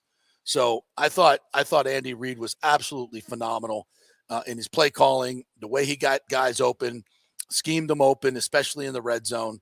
Let's listen to Andy Reid, and of course, working with Pat Mahomes. This is Reid talking about what makes Mahomes different. Yeah, he grew up in a locker room. He's seen the greats, and he strives to be the greatest. I mean, without saying anything, that's the way he works. I mean, he wants to be the greatest player ever. That's what he wants to do, and that's the way he goes about his business. And he does it humbly. I mean, there's no bragging. He could stand up here and give you these stats that are incredible that he's had, but he's never going to do that. That's just not him. And so we appreciate that. And then when it's time for the guys around to raise their game, he helps them with that. He's one of these great quarterbacks make everybody around him better, including the head coach. So he's done a heck of a job. Herbie. Yeah. Yeah. That's a definition of a leader there. That's a definition of a leader. He knows how to lead. It's very Brady-esque in that matter. Yeah. When he talked about pulling guys around him up and making everybody better, because now I think Travis Kelce has gone way over the top with saying that everybody was doubting the Chiefs. Shut up. Kirby Smart did the same thing. Y'all all just have penciled in for 6-6. It's like Kirby, nobody did not. Nobody did. Who had you 6-6? Nobody had the Chiefs not making the playoffs. No, if you did, you just don't know ball. No. Okay, we have a discussion. Did we think you were going to get to the Super Bowl? Okay, fair. Yeah. But I don't think that's really disrespecting. We just really wanted to see how it was going to look without one of the premier wideouts. None of y'all thought we could win. You're a 1-point underdog. Yeah. Shut up. So as much as I think he took it a little bit overboard, doing this with Juju Smith-Schuster, who's a cast-off from Pittsburgh, it ended poorly there, right? Right. Rookie Sky Moore, who was really unproductive the entire year. Kadarius Toney comes in. He's hurt. Mecole Hardman had missed a lot of time. Justin Watson, the former Buck. I mean, that was it. Marquez Valdez-Scantling. These are not household names in the NFL. No. They're really not. And they got some talent. I mean, MVS is a big, fast guy. and they use him as best he could. Didn't have much impact yesterday. But they got some players, but it wasn't It's just that Evans, Godwin, no, AB. it's not. But by any stretch of the imagination. The quarterback head coach relationship is it's really I think the most important thing when you're building a winner is that relationship between the quarterback and the head coach, right? Right. So many historic duos when you look at that through the history of the NFL, and I think this one is right up there. You look at everything Andy Reid said about Patrick Mahomes. How can anybody dislike the guy? You can't. When you're trying to look at when you're on top, you have so much room to be scrutinized, both professionally and personally. Now we can have a discussion about his brother all you want. I haven't seen anything about his brother, which is a great thing. To me, when you look at Patrick Mahomes, though, the person, there's just nothing there's nothing you could say about it. No. It's like he always says the right thing. As Andy Reid said, he has every right to just get up there on the podium and say, "Hey, I played 5 seasons and I've accomplished more than every other quarterback not named Tom Brady." Right? He could do that. If you were going to pick a poster child or a face of the entire league, you can't do any better. Sure can't. You can't do any better. Oh, get out of here! It always comes back to you. The NFL saw to it. Ain't no doubt. So listen to some of these numbers. In 5 full seasons of starting, right? He's been to the conference championship every game. He's one of 3 players in the history of sports, the major sports, to win 2 MVPs and 2 championships in the first 5 years. The others are Tim Duncan and Bobby Orr. I've heard of them. How about that? He's only the 4th man to win 2 Super Bowl MVPs and 2 MVPs, I think, ever. And he's done it in 5 years, essentially. And the only ones, I think their names are Brady and Montana. Yeah. I mean, what he's done in 5 years is unprecedented. Unprecedented. And it doesn't look like it's going away anytime soon.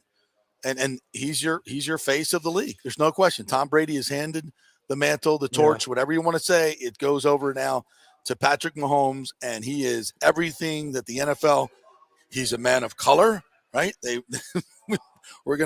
That's something that the league is, and about time, right? About time. This is the face of the league. No question about it. And it's Patrick Mahomes, and he's everything you want the face of the league to be. It makes all the discussions, and these were real discussions taking place within 15 days ago of who the best quarterback in the league was between him and Joe Burrow. Yeah. It makes these discussions seem absolutely silly. It's so silly. Yeah. This has been the best player in the league since he stepped foot in the NFL in 2018. I saw it with my own eyes that year. The talent was there.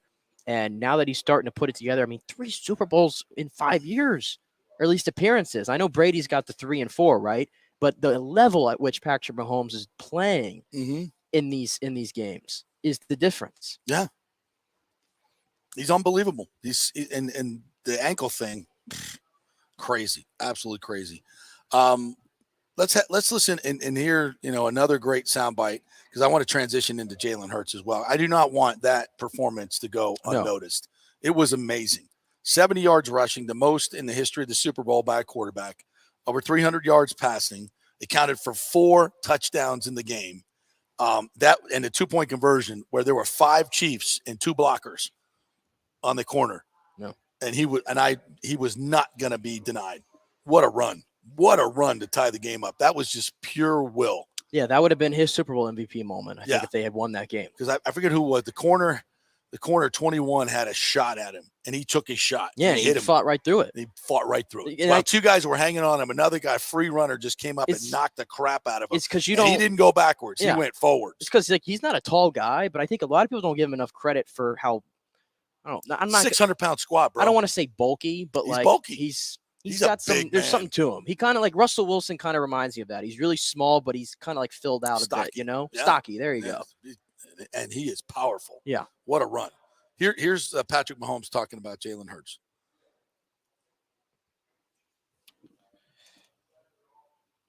any doubters left. There shouldn't be now. I mean, the way he stepped up on this stage and ran through the ball, whatever it took for his team to win.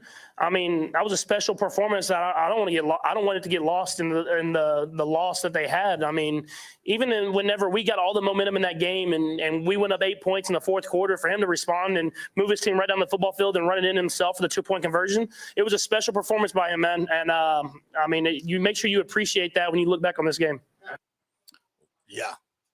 Boy, he nailed that. The deep pass to Devontae Smith. AJ Brown. Throws to Goddard. He was spectacular. He was. And the fumble was a huge play in the game. It was. That fumble changed the game. I really thought the Eagles were on the path to just drubbing the Chiefs. And that fumble changed the entire game. And when you get a scoop and score, you get a defensive touchdown, and you get a punt return essentially for a touchdown. The chances of you winning a game with one of those is 70 or 78, 80%. Getting both of those, it's in the 90s. Yeah, it's in the 90s. So those were two plays that really turned the game. Everything else was pretty much even, but those two big plays turned the game for the Chiefs. Yeah, I think I saw this. They did all these things last night. They passed for 300+ yards. They rushed for 3+ touchdowns. They had 35 minutes plus time of possession. In fact, Rihanna's offense. Super Bowl halftime show was longer than the amount of time that Patrick Mahomes touched the football in the first half. Yeah. Okay. Yeah. They converted 60% of their third downs, went for it on fourth down multiple times, converted every single one of them. How many times? Was it 5? I think it was 5. Yeah. 5 times. Okay. Their quarterback. And most of those were Jalen Hurts. Yeah. The quarterback sneak. The thing that they do was undefeated. Mm-hmm. No team had done all that in a game, regular season or post, since the Bengals on December 17th, 1989, a game in which they won 61-7.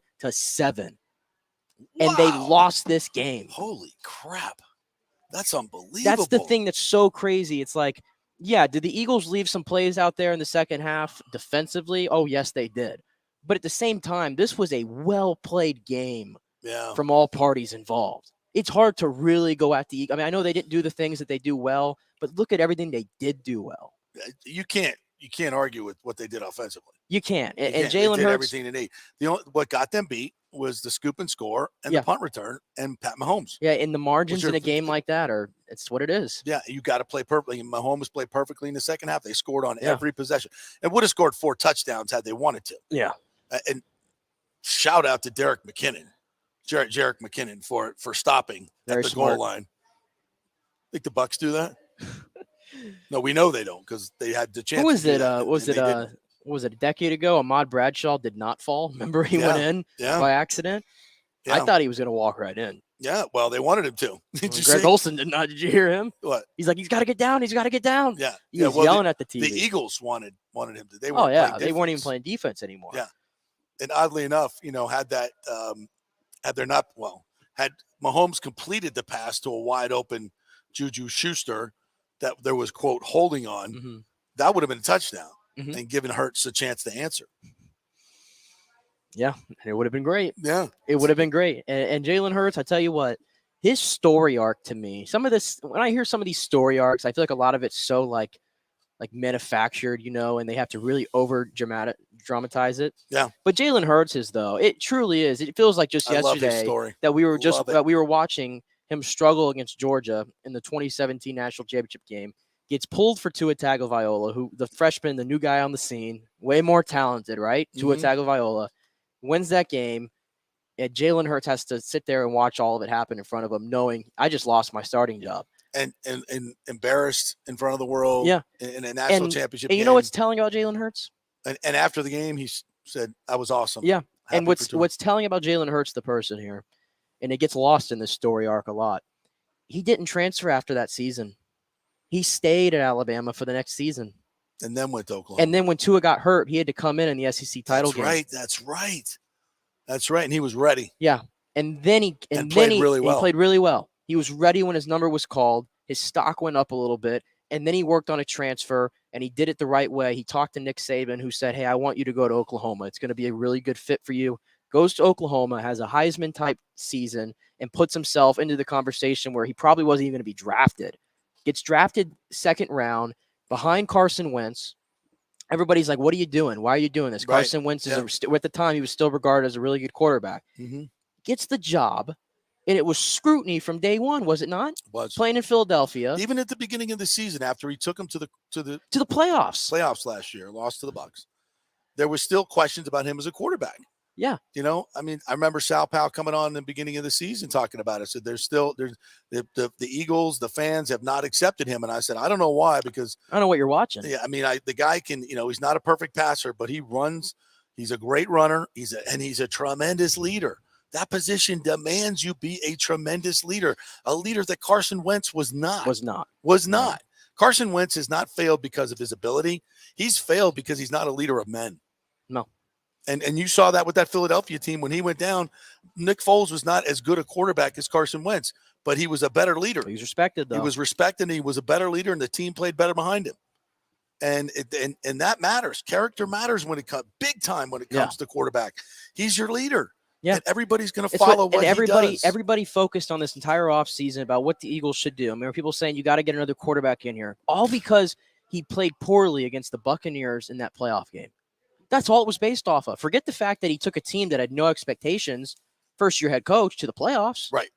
That didn't matter, apparently. No. But he comes out this year, and he does that. And I said it in the offseason. This is before he had the MVP season this year. I would have trusted him with $50 million a year more than Kyler Murray. I said that in the offseason, and it rings true today. I'd pay him right now. Right now, I pay it to him. I don't even blink. I know what I'm getting. I mean, just a great dude. Yeah, and he let's hear from him. I just want to hear him post game. We talk so much about his character. Let's listen to Jalen Hurts in defeat after he just played what was an MVP type game.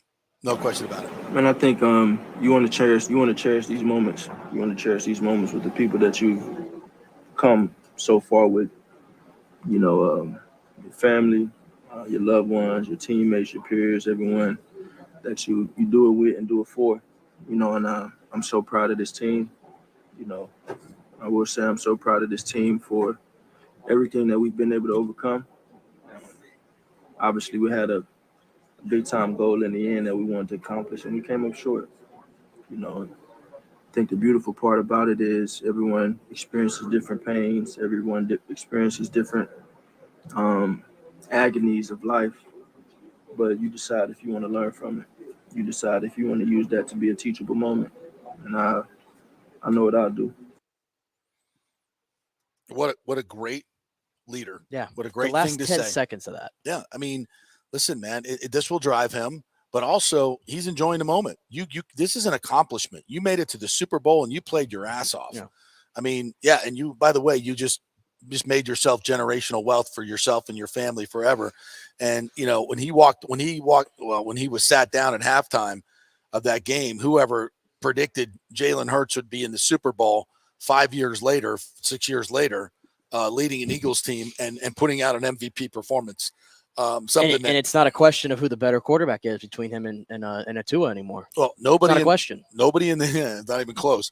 Nobody in the history of the Super Bowl has thrown for 300 yards and rushed for 70 and 3 touchdowns and accounted for 4 touchdowns. It was an historic performance. It was, and it shouldn't be lost. And if not for that flag, at least we would have got the chance. We had a chance, and that's what I hate. It's like you can debate all you want. Did the Eagles deserve to get another chance because of how they played? Jalen Hurts deserved the chance. We wanted to see it. He deserved it. That's all I wanted to see. Yeah, and I think a lot of people are pissed because that's what they wanted to see that, and you kind of get a little bit crazy about the call. I'm guilty of that. It just you don't call that. You just don't call it in that situation. It's not even a hold. I don't even think it's a hold. It's not. All right, so let's take a break. We'll come back on the other side. We got a lot more to talk about in this incredible Super Bowl game that, one of those cliches. It's a shame somebody had to lose this one. Also, Chris Lugo is going to join us from Bay Area Modern Medical Center at 11:45 and going to break down what the hell Mahomes did at halftime to get out there and go play the way he played. What kind of shot did he take? Stem cells didn't do that at halftime, I can tell you that. So we'll talk about that and some more things about the halftime show. We got to get into that, the commercials as well, and some more Bucs notes. So stay with us.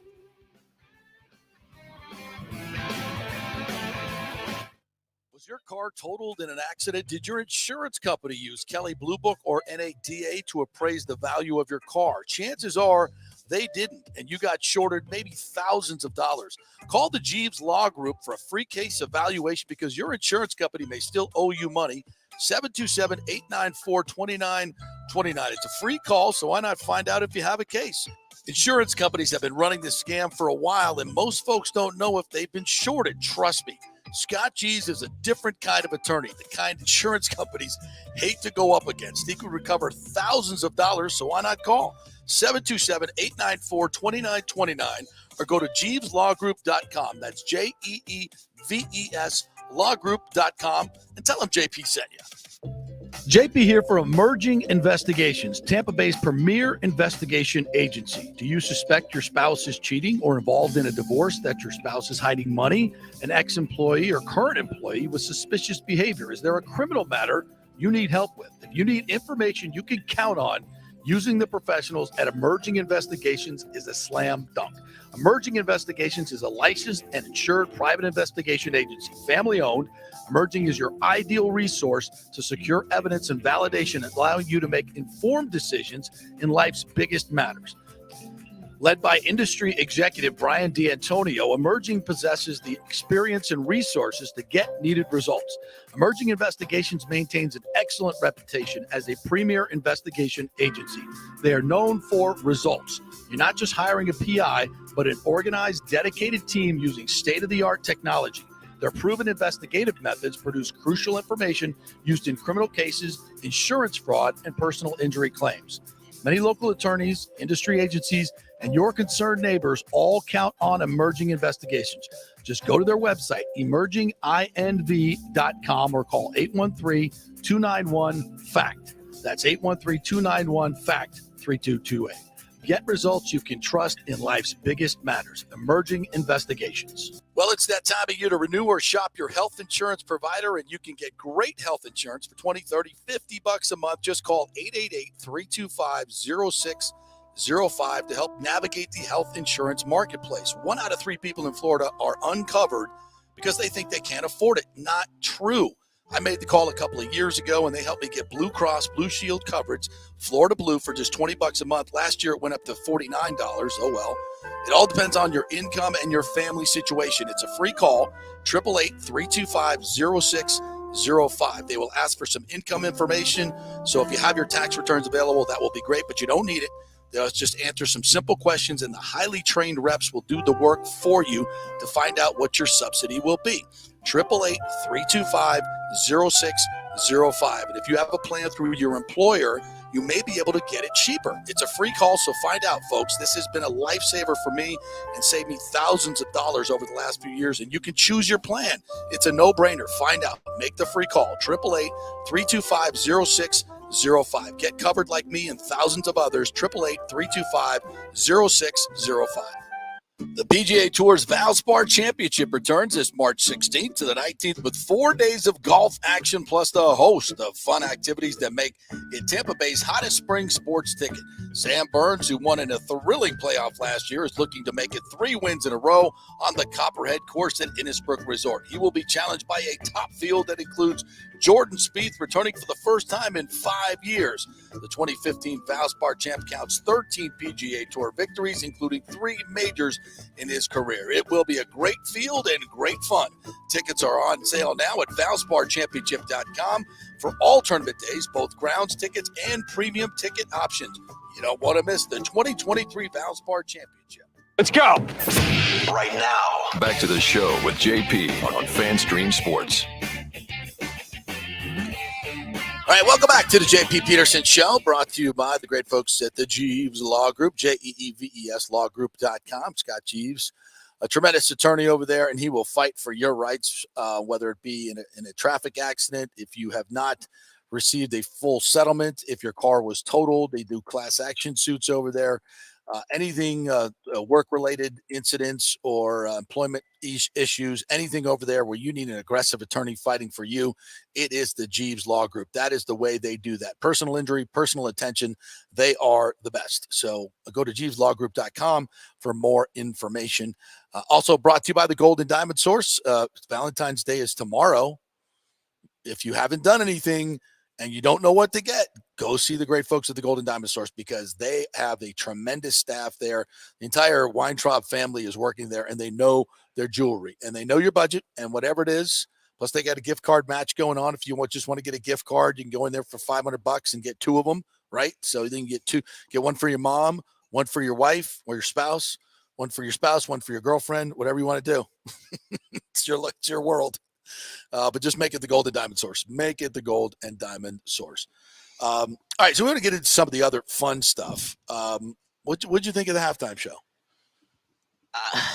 I love the songs. I always forget how many great songs are. Yeah, I forget really, about really good. the catalog that she really has. It's amazing. And by the way, she hasn't released that many albums in her career. Yeah, and I didn't know she hadn't performed in 7 years. Yeah, she hasn't released an album or performed in 7 years. Wow. Which I think she announced last night she's going on tour, so that's going to now start back up. But she's pregnant. Yeah, she's pregnant again. She just had a baby not too long ago, I believe. Right, she's having another one in May. She's pregnant again. Yeah, wow. And she did that whole performance pregnant. Yeah. So talk about MVPs last night. And strapped to a freaking floating stage 50 feet above the field. Yikes. Yeah. But how did I feel about it? I was just telling you as we came into here, I almost had to break it up into 2 parts last night. So first of all, she got through 12. She played snippets of 12 songs last night. I don't think I've ever seen that many played in the Super Bowl halftime show. No. She did it all by herself.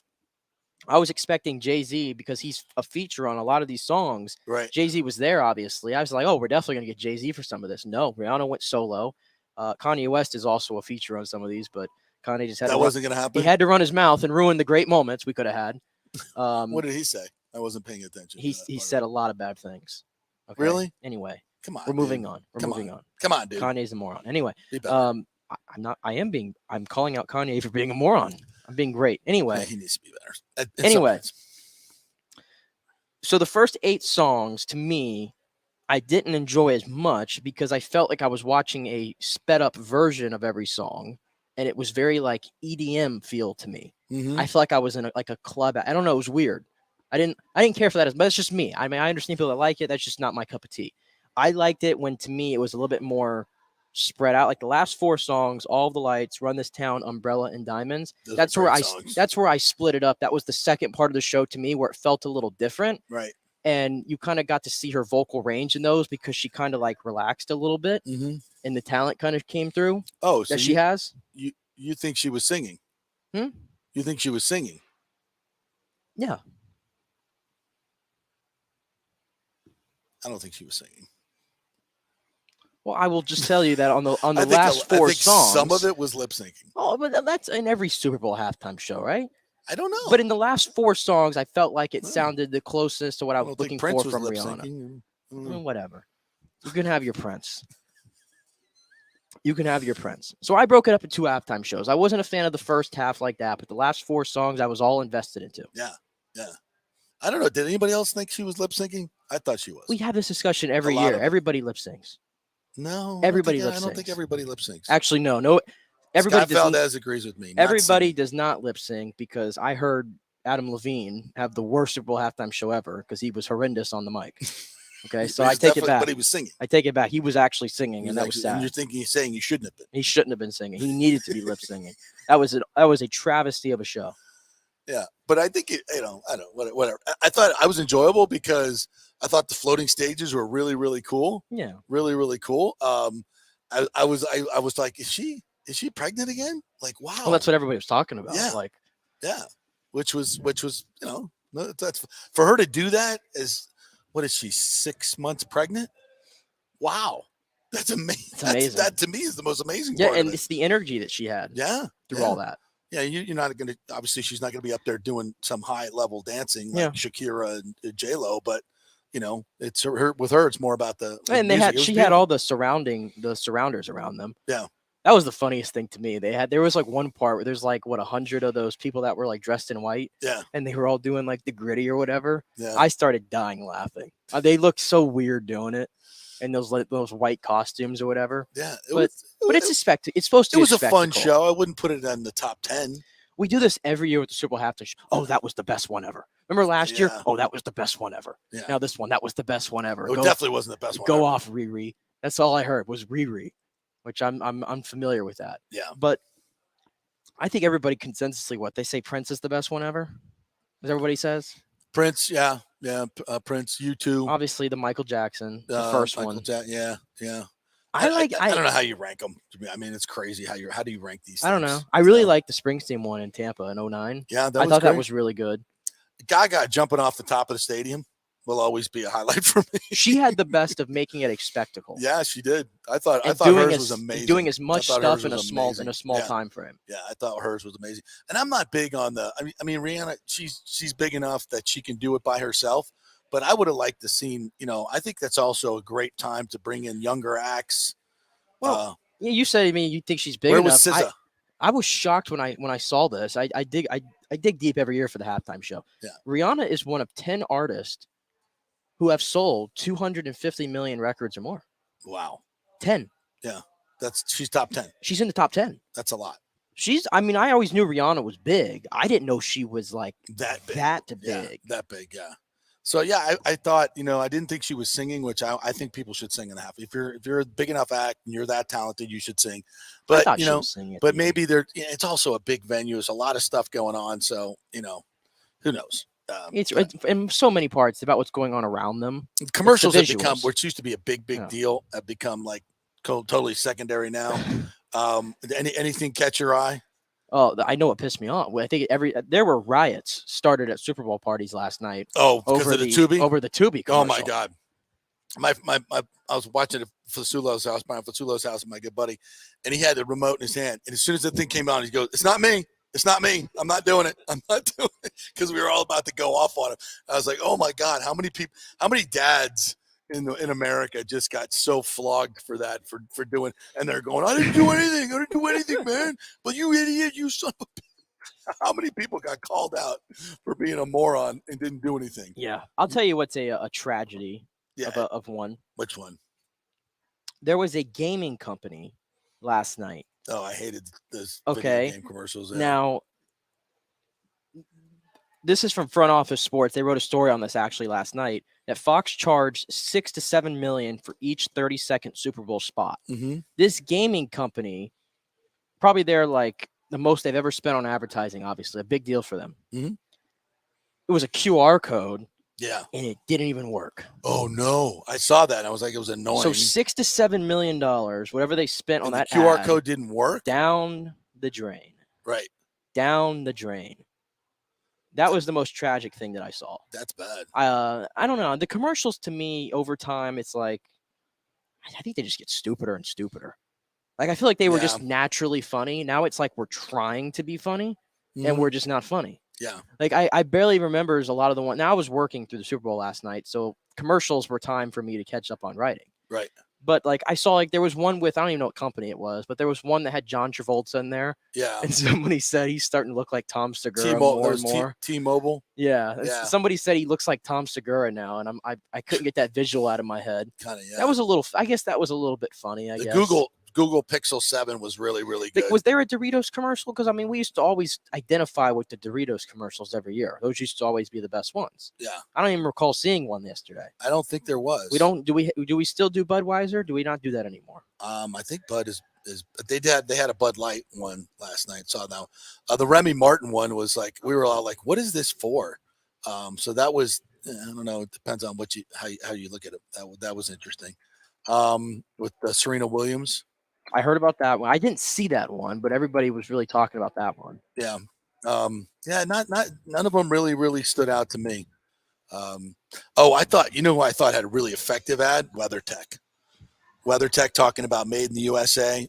And that was a really, really effective ad. I mean, I think of all because I mean, in the end, you want your ad to be effective, right? To make people want to go buy your products.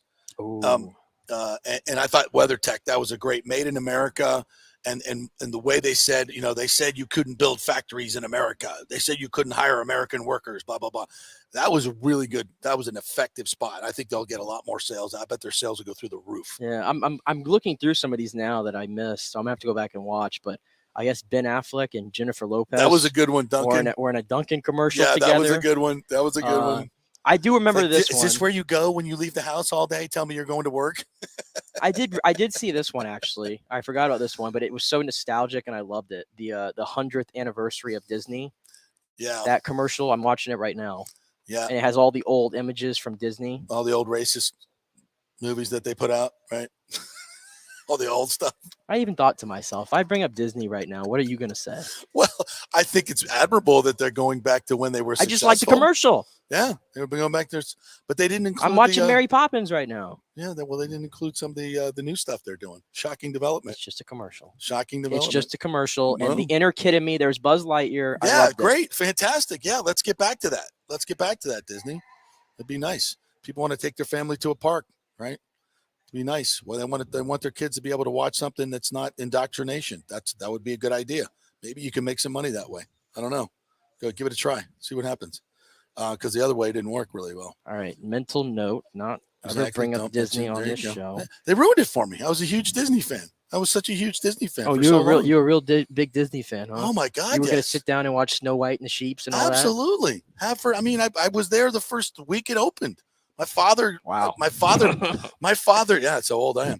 My father literally was the chief engineer of all the public works of Disney World. So every time you take a dump and it flushes, thank my dad. That's his work, right? Thanks. Yeah, there you go. Seven Seas Lagoon. Yeah, they dug that whole thing out. There wasn't even a lake there. How about that? That's my dad. Mm-hmm. I don't know what to say back to that. And my grandfather did a lot of the electrical work on Hoover Dam. Yeah, how about that? And I can't work a mechanical pencil. I have a hard time with. You can't even keep your computer charged up here. Exactly. Oh, look at this great piece of ingenuity that I have working my computer. See? That's where I got that from my dad. I knew this. I'm reading right now. The Athletic did a big piece of the top 30. They updated their Super Bowl halftime show performance. Oh, list. they did not. They already did. And they put Rihanna at 3. I told you, everybody. This is what they do. They put Prince at 1. They put Michael Jackson at 2, and that's like the standard. Nobody's topping that. And the third one is Rihanna. And then number 3. And then last year's is number 5. They always put the ones that happened like right before. They just plug them at number 3. Oh, this was the best one. This was the best. That's what they always do. Revisionist history. Not buying it. I'm not buying it. Nope. No, thank you. All right. Let's take another quick break. When we come back, I want to get to some other stuff. We talked about the Bucs in the beginning. I want to recap that a little bit and update it. The NIL law, I wanted to hit that a little bit as well because I think it's so important here in Florida. And we'll talk a little Bolts as well. How about that win against Dallas on Saturday, huh? I watched most of that game on Saturday. That was fun. So we'll get to some of that when we come back here on the JP Peterson Show, brought to you by American Mortgage Services. My good friend Scott Fitzgerald was out in Vegas for the Super Bowl, having a hell of a time. I'm going to get him on the show. I'm trying to get him on today, but he's too hungover. So maybe tomorrow we'll get him on. Back in 3. JP here for Italiano Insurance. If you've started a side hustle during COVID and the business has grown, well, you need business insurance because if you get sued, you could lose all your personal wealth if you're not properly protected. That's right. Your home, your savings, everything could go. So get protected now. Call the great agents at Italiano Insurance, 813-877-7799, and a real human will answer the phone and get you protected. If you haven't shopped your business insurance in a while, you could be overpaying by thousands. One customer had their golf buddy handling his business insurance, then called Italiano to shop it around, and they saved him $26,000 a year.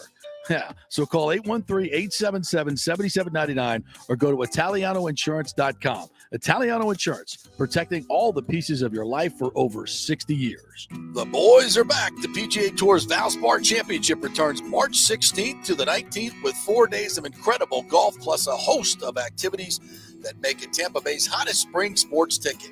There is more to the Valspar than just great golf. It's the Hooters Owl's Nest, the Snake Pit Club, accessible by premium tickets, and other great venues throughout the course for those with ground tickets.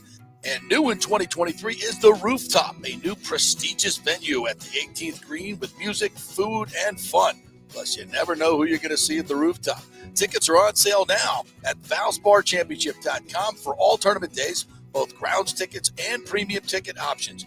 You don't want to miss the 2023 Valspar Championship. Attention, if you are home shopping or looking for a refinance, and even if you already have the approval letter, you must call my man Scott Fitzgerald at American Mortgage Services. Scott has a brand new program available in the greater Tampa Bay area called the Community Advantage Loan Program. Get this, no money down, no mortgage insurance, no points, no origination fee, purchase or refinance, and loan amounts up to $647,000. Now, there are some application requirements. It must be a single-family home, 1 unit, primary residence, and have a minimum 640 credit score. The program only applies to certain neighborhoods, so you have to call to find out if you qualify. So call Scott Fitzgerald at 813-294-7595 or email him at scott@amstampa.com.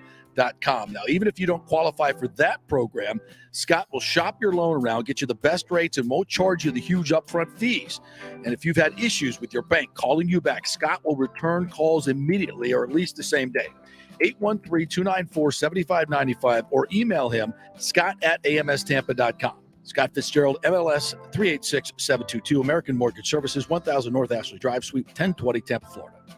Hey, folks, it's still engagement season, and where better to get that special ring than the Gold and Diamond Source. The Gold and Diamond Source has the largest selection of engagement rings in the country, a literal jewelry supercenter with 30 times the inventory of any normal jeweler. You don't have to wait to spend any extra time waiting for them to bring something in.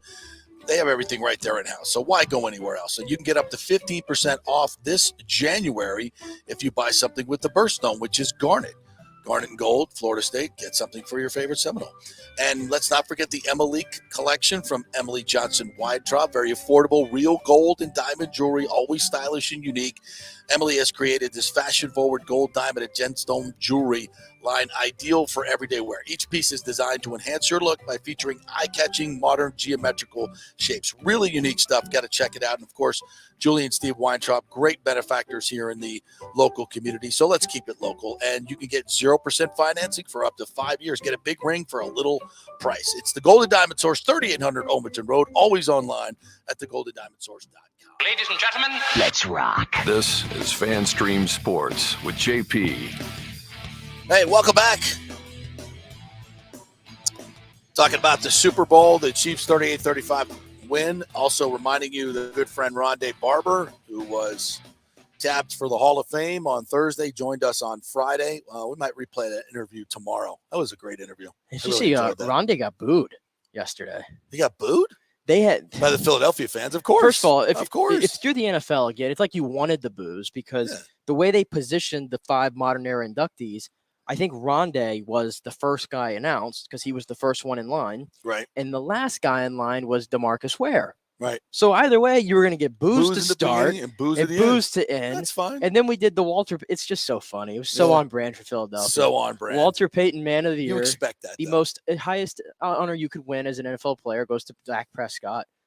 And all you heard was boos. Yeah. That's all you got. Well, and you think Rondé's upset by that? No, when they came back from break, you see Rondé was laughing. Big smile, of course. That just tells you how much you're still in their head. Which moment was more torturous, the no call or Rondé shutting down the bet?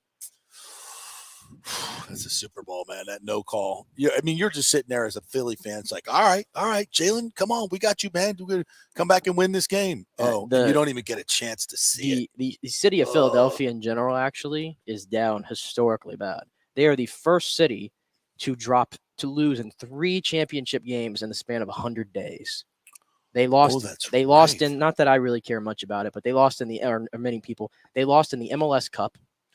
They lost in the World Series, and now they've lost in the Super Bowl. And that all had happened in within 100 days. The first team to ever have that happen, or first city to ever have that happen. Shocking. The city historically bad. Still hasn't been burned to the ground. They were still climbing these damn poles last night, which the entire city greased. They lost the game, and they still were celebrating. Or rioting. Or I don't know what they were doing. They were rioting. I'm surprised if the town wasn't burned to the ground after that call, to be honest with you. Really, really good. I thought was funny, speaking of that. So I guess, do you know Jabari Smith Jr., right? The rookie for the Rockets? Yeah. He put a video on his Instagram story last night at like 12:15 at night. And he's there. I guess they're playing the 76ers tonight. And he's like, he's like, go to bed, man. He's like, what are y'all doing out here? Y'all are drumming in the streets. Go to bed. He's like, I got Embiid tomorrow. You're keeping me up. Come on, dog. Oh my God. Yeah. Also on Saturday, the Lightning got a big 3-1 win over the Dallas Stars. Cirelli with the game winner in the third period on a great feed from Hedman, wrapped it around the net and stuck it to Cirelli, who was between the goaltender and two defenders, and somehow got a stick on it and knocked it through with 43 seconds left in the game. And Cooch missed two wide open nets. Stamkos missed a couple of golden opportunities, and Vasi was just tremendous in net. And now they've won. They shut out the Avs 5-0. They go on the league to take on a first place Dallas team and beat them 3-1 with an empty netter at the end. I mean, that's a hell of a rebound. Yeah. 8-1 goal differential there. Exactly what we expected, by the way. Exactly what we expected.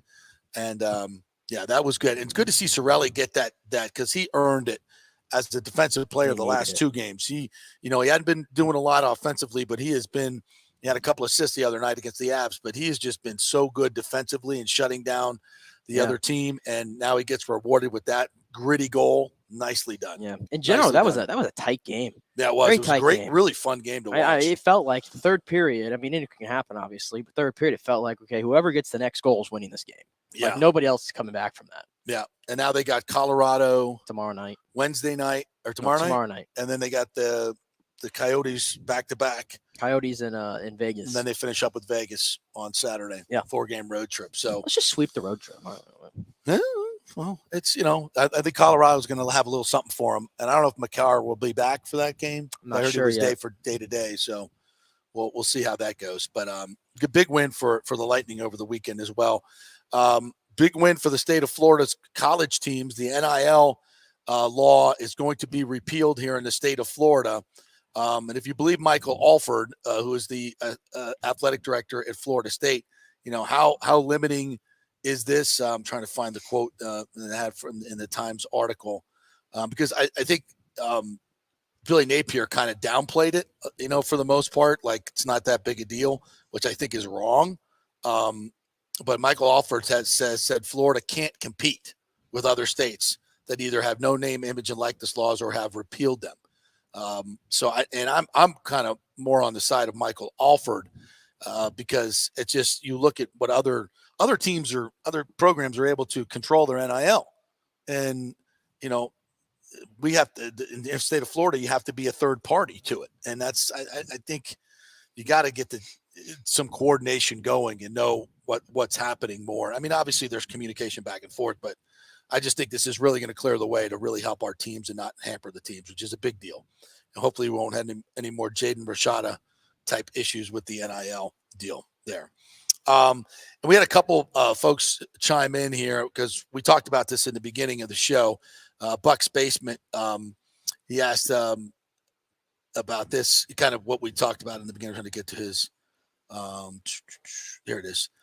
The Bucs telling Brady to put his papers in, and they're going to eat the $35 million is a big indication that they have no intention of truly competing the season. The fact that they can't find an OC and several coordinators told the Bucs no thanks, like Monken and Dan, are clear signs Bowles is gone after the season. I agree. I mean, that's what we said in the beginning of the show. These are all puzzle pieces that are pointing towards a total rebuild. You can't hire an offensive coordinator, and that's because everybody knows that Bowles is lame duck. This is why I floated the idea, if you want Monken bad enough, make him the head coach and go get Derek Carr.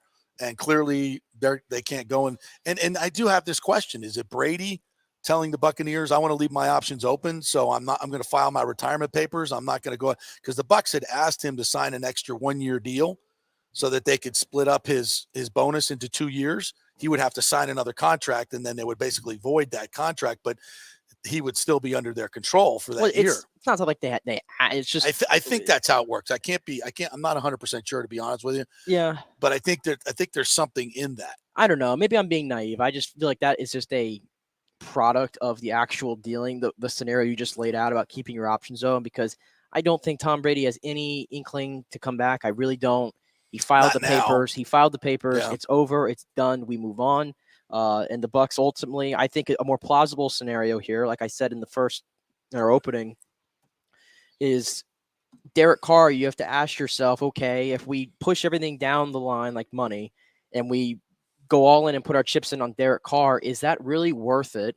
Is this the guy that we want to strap ourselves to long term? Right. And for this price tag, are we still going to be able to compete, not just for the division, because obviously you would, but what's the ultimate goal is to get to the Super Bowl, correct? That's at least that's what we were always told.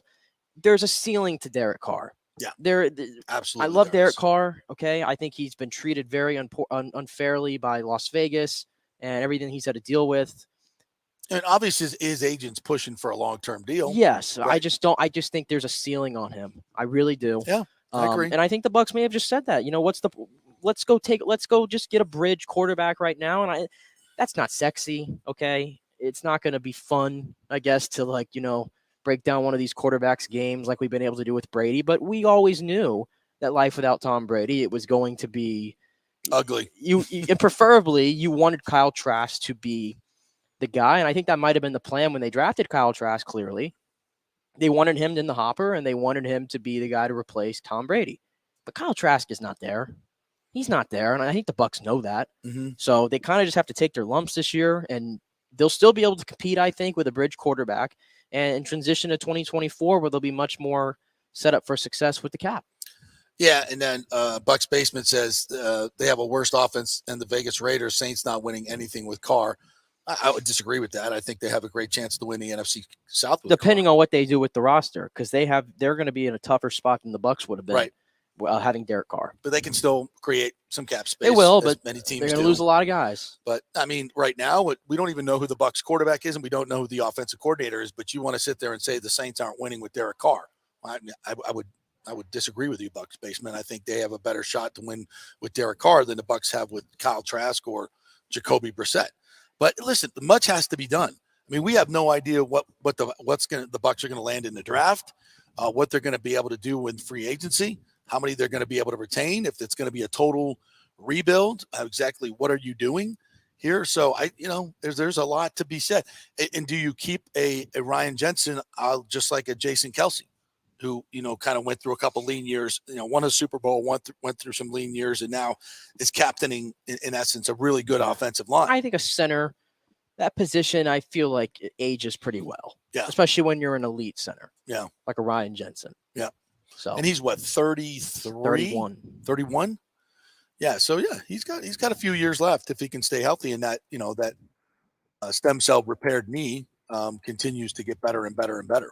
So yeah, I think you can. I think that's what they're looking at. I think they're looking at what the Eagles were able to do: draft a quarterback, not necessarily at the top of the draft, but go find your Jalen Hurts. I'm not saying there's a ton of them out there, but you can find that. Is Will Levis that guy? Is Will Levis going higher in the draft?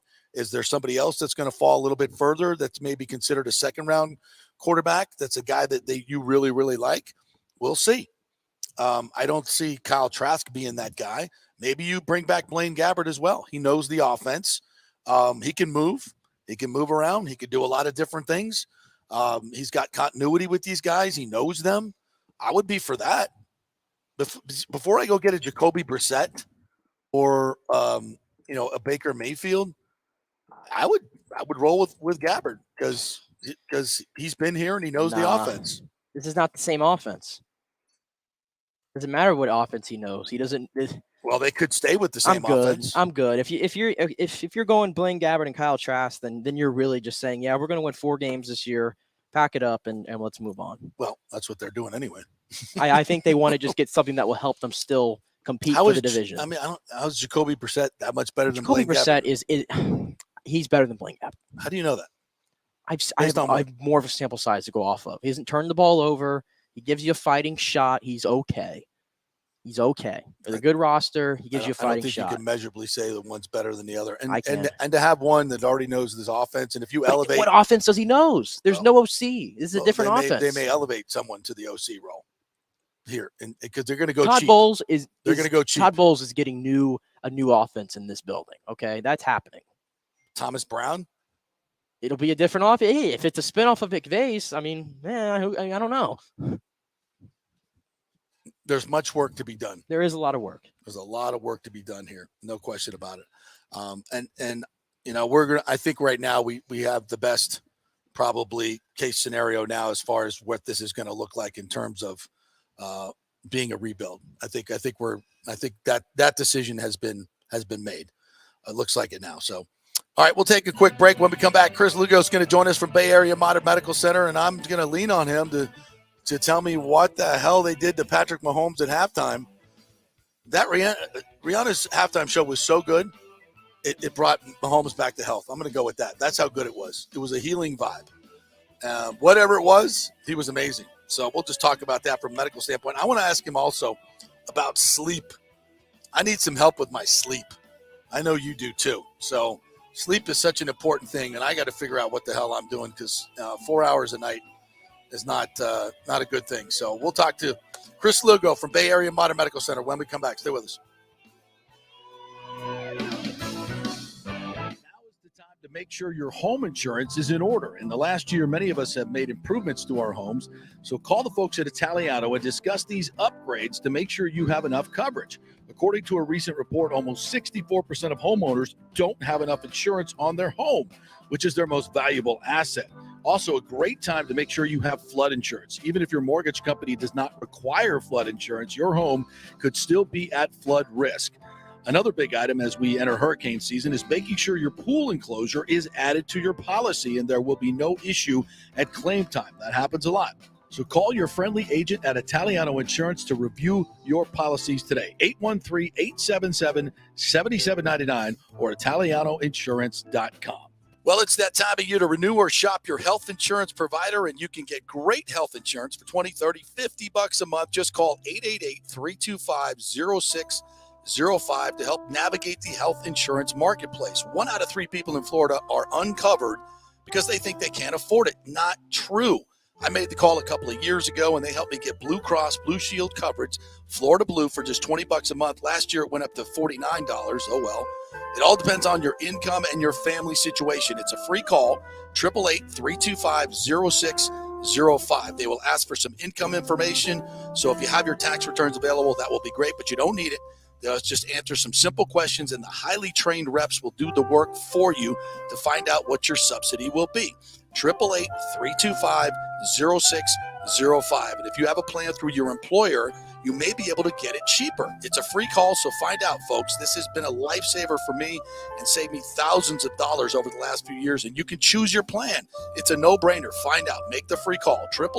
888-325-0605. Get covered like me and thousands of others. 888-325-0605. The PGA Tour is back. The Valspar Championship returns to Innisbrook March 16th to the 19th with 4 days of great golf action and a host of fun activities that make it Tampa Bay's hottest spring sports ticket. Every tournament day offers something different.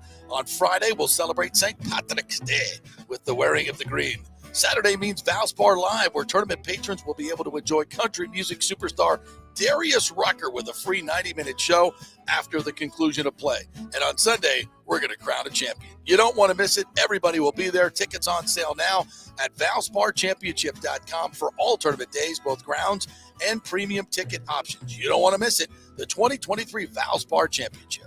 Hey guys, it's a new year, so are you looking for a new you to lose weight, lean up? There are many diets and chiropractors and weight loss clinics out there, but you know where to start? Bay Area Modern Medical Center. Chris Lugo, PA, and his professional staff will devise a personal plan for you that gets results and help you keep the weight off. Everybody metabolizes food and supplements differently, and many of these other approaches are designed for the masses, the quick weight loss, but it doesn't stay off, right? Chris will spend one-on-one time with you to find out what works best for you, so the weight comes off safely without use of drugs that only work temporarily. So call 844-977-3477 or go to BAMMC.com. And Chris will join us each Monday at 11:45 to talk about your wellness and the significant injuries to athletes in the sports world. That's 844-977-3477 or BAMMC.com. Pure sports. JP is back on. Welcome back. FanStream Sports.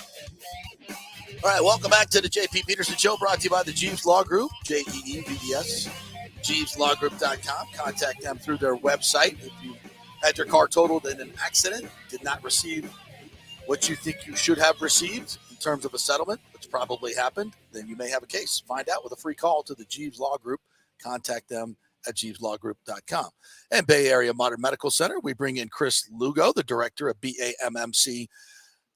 What's up, Chris? How are you, my friend? Oh, I can't hear him. Do you have your thing on mute there? Yep, yeah, we do. Good morning. Yeah. How are you, partner? How'd you enjoy the Super Bowl? It was good. I was happy that it was a close game. Yes. Little BS call at the end of the game, but that's. I would agree with you wholeheartedly on that. Fans won't say that, but I think impartial fans could definitely say that. Yeah, if you were, and I was, I bet on the Eagles, and I wasn't happy with it, but that's how that goes. Yeah. And I'm counting on all those diplomas you have behind you to tell me what the hell did they do to Patrick Mahomes at halftime. I saw that injury. You texted me, and I was actually a little behind in the game. I wasn't controlling the remote control, so I was like, "Wow, what happened?" And then I saw the injury, and I'm like, "He's not playing the second half. There's no way." What are we talking about? A little Toradol shot to the ankle? What do we got here? Well, he looked pretty good running off the field at halftime. Yeah. Which I was a little surprised about, unless he gave a little bit of a gruesome angst of a look when it happened. But obviously that he's a man among men. Let's put it that way. Golly, that was when I saw him running on the fourth quarter with that. That to me will be the signature play, that 26-yard run where he's pulling away from people. That's all will at that point, right? It's all will, yeah. Yeah. But there's a great book I got on my desk, Jocko Willink, one of the SEAL team guys. I'm not a big SEAL team guy, but Jocko makes a great point of, putting that aside and getting the job done. He got the job done. Plain and simple. I don't think I'm that mentally tough to be able to do that kind of pain, man. Because I've had broken ankles. I've had, high ankle sprains. You can't walk, man. You can't even, every step is excruciating pain. No. For him to be able to do what he did, I think both of us are like, in your plant foot, I don't know. Whatever it was, God bless him. He got taped up really good. Maybe got a little Toradol. Who knows what he got? But he got some stuff that got him through. But it's all mental too. If you shoot up the ankle in that situation, can you really run? I guess you can. I don't know how that works. I've never had a Toradol shot. So yeah, Toradol is ibuprofen on steroids. That's all Toradol is. Love Toradol. But I will tell you, nephrologists, kidney doctors will tell you there's a couple drugs that they hate. One is vancomycin, which is a strong antibiotic that really wreaks havoc on the kidneys. And the second one is Toradol. Yeah. Either IV version, an IM version, or a oral version, PO or version, we'd say. But all of them puts a lot of stress on the kidneys. So, but it's a systemic thing. It's not that they're going to shoot directly into that area. It's going to cause, it's a systemic drug. So it's going to go all over the place, not just in the ankle. Well, congrats to him and congrats to the Chiefs. Mahomes, just one hell of a football player on so many levels. So is Jalen Hurts. That kid played a hell of a game as well. Yeah, he did. All right, so I wanted to ask you about sleep because, there I was again last night, tossing and turning, tossing. I went to bed, watched a little post game. So probably I was falling asleep. I couldn't even watch anymore. So I'm like, all right, let's just turn it off and go to bed. We'll catch up in the morning. So I got, and then all night long, once again, I'm just getting up 3 and 4 times a night and it's hard to go back to sleep. But give us some tips. What do we do? Tips. You got to make it a routine. You got to be consistent on what time you go to bed, basically every night. My rule in my office, and I don't think I really took this from anybody else's playbook, but 90 to 95% effective. That goes with everything. Eating, sleeping, working out, 90 to 95% effective. So go to that bed at that same time every single night is really going to be beneficial. So that should be anywhere from most people getting that 7 to 8 hours of sleep. So whatever time that is for you. Some people wake up early. Some people wake up a little later than others. Everyone's different. So you got to play it by ear. One thing I use a 8 sleep mattress, the number 8 sleep.com. They make a great cooling mattress to cool your temperature down. We all know that keeping it colder in the house, you're going to sleep better. So that actually can dial your temperature down. So I have an app on my phone, which I have, and I control it. It's really intuitive. It actually gives me the same information I get from my Oura ring to monitor my sleep. This ring has changed how I drink alcohol, how I eat protein meals. If a big steak meal, I won't eat late. It's changed a lot. Things that you can dial in, melatonin, but melatonin just tells you when to sleep. It's time to sleep. Doesn't make you go to sleep. But things you can use is doing a hot shower, doing some meditation, getting in a cold bed. Glycine helps. Magnesium helps. Love magnesium. These are all little tidbits that are going to do it. I'm writing all this down. Yeah. If you got access to a sauna, the sauna is even better than a hot shower. But if you do a hot shower, but Greg, get in that sauna 20 minutes for bedtime and then get in that cold bed, but consistently. Oh, wait a minute. If you do a sauna, you got to take a shower. Yeah. You can't go to do the sauna and then take a shower. Well, just a shower just to rinse off if you're going to rinse off. Okay. Because you want to increase that temperature and then get into a cold bed. Yeah. That will actually help you get into better, deeper sleep. Yeah. So sleep is huge. So this is why I had the book, Why We Sleep by Matthew Walker. I tell all my clients, all my patients to get this book, read this book. It will definitely change how your thought is on sleep. It will definitely make you want to sleep better. It helps with overall health, anti-aging, neurological health. A lot of neurological disease are all associated with poor sleep. Yeah. Okay. And there's been tons of studies with those neurological diseases too. Yeah, I was going to ask you about that. What are some of the symptoms of you're not sleeping well? Because I've really had problems remembering stuff. You got it. Yeah. And it's funny because the nights that I get really good sleep, man, my brain is so on point the next day. And when you do what I do, you can really feel the difference. Some days you're just struggling for words. Yeah. Some days they just come, and it's like, oh, shocking development. Sleep really helps that. Yeah. So Nick's sitting next to you. He's probably not thinking much about this at his age. Okay. But with Nick, when you get our age, you're going to be thinking this shit. And you're like, wow, I should have been listening to JP and Chris before this. Why wasn't I listening? These are times to dial in your sleep now, not when you get JP and I's age to start doing this. But it's better late than never. The big thing with sleep is we build up these little amyloid plaques inside our brain. Okay. And the only way we wash away these plaques is with the glymphatic system, which is good restful sleep. Okay, but the crappier sleep you get, the more those plaques build up. The more those plaques build up, the less restful sleep you get. Now you've got a catch-22. Right. The big thing that you need to remember about these, when these amyloid plaques build up in the brain, that can accelerate your dementia, your Alzheimer's, not old timers, your Alzheimer's chance as you get older. So when we see patients in the hospital, elderly patients in the hospital, they get a little crazy at nighttime. We call that sundowner syndrome. That's because they have very poor sleeping patterns and they get goofy. And then they get confused really easy. When you go in 2 o'clock in the morning and check their blood pressure, they go berserk because they don't know who the hell you are. They're not in their own comfort of their own home.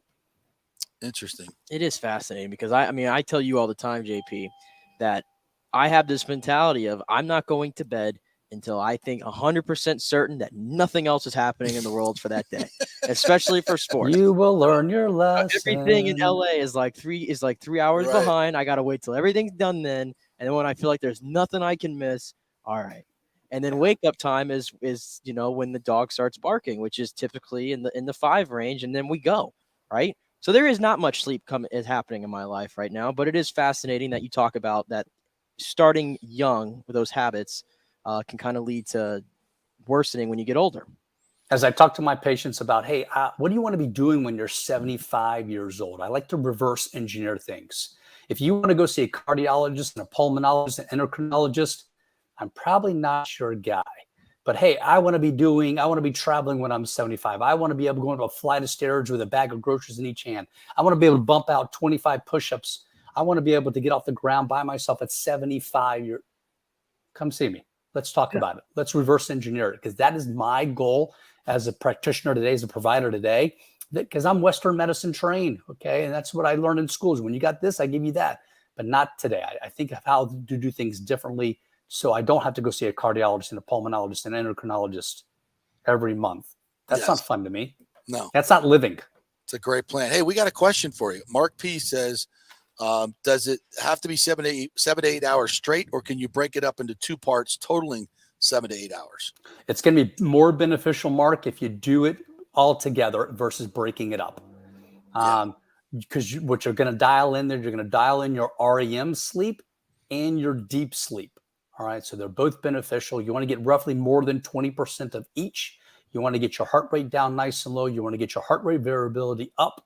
That's going to give you more restful sleep. So if you break it up, you may not get into that REM and deep sleep cycle that you need to be. So breaking it up is not as beneficial as sustained sleep. All right, Chris, great stuff. As always, we really appreciate it. And next week, Thanks, I want guys. to talk about the Aura Ring, and also I have the Amazon band that I haven't been wearing, but gives me some feedback. So let's talk about those biofeedback rings, bands, all that stuff, and how it can help you, what works and what doesn't. Can we do that? Love next week? technology. What is measured is managed. There you go, right? I love that. What is measured is managed. All right, thanks, Chris. BAMMC.com if you want to get in touch with Chris and become a patient. It's a great idea. Thanks, Chris. Appreciate it. Thanks, guys. Have a great one. Yeah, I'm looking forward to talking to him about that, because I do have that band and I don't wear it enough. It gives you feedback and how you can use that feedback to track your sleep. So I got to do that, man. I got to start going to bed at the same time and do all those things, because it definitely, at this point in my life, I'm about to be 60 years old. Can you believe that? About 60 years old. Good shape, and things are working. But you want to stay that way until you're 75, right? 80 years old. You want to be able to do that. All right. Our thanks to Chris Lugo, who joined us right there, BAMMC.com. All right. Tomorrow, we're going to talk a little bit about Ronde Barber, play a little bit of that interview in case you missed it, and start looking ahead to what the Bucs are going to do. And we should get some answers this week, but it looks like a complete rebuild. We'll be back tomorrow, same time, 10 to 12. We'll see you then. Have a great night, everybody.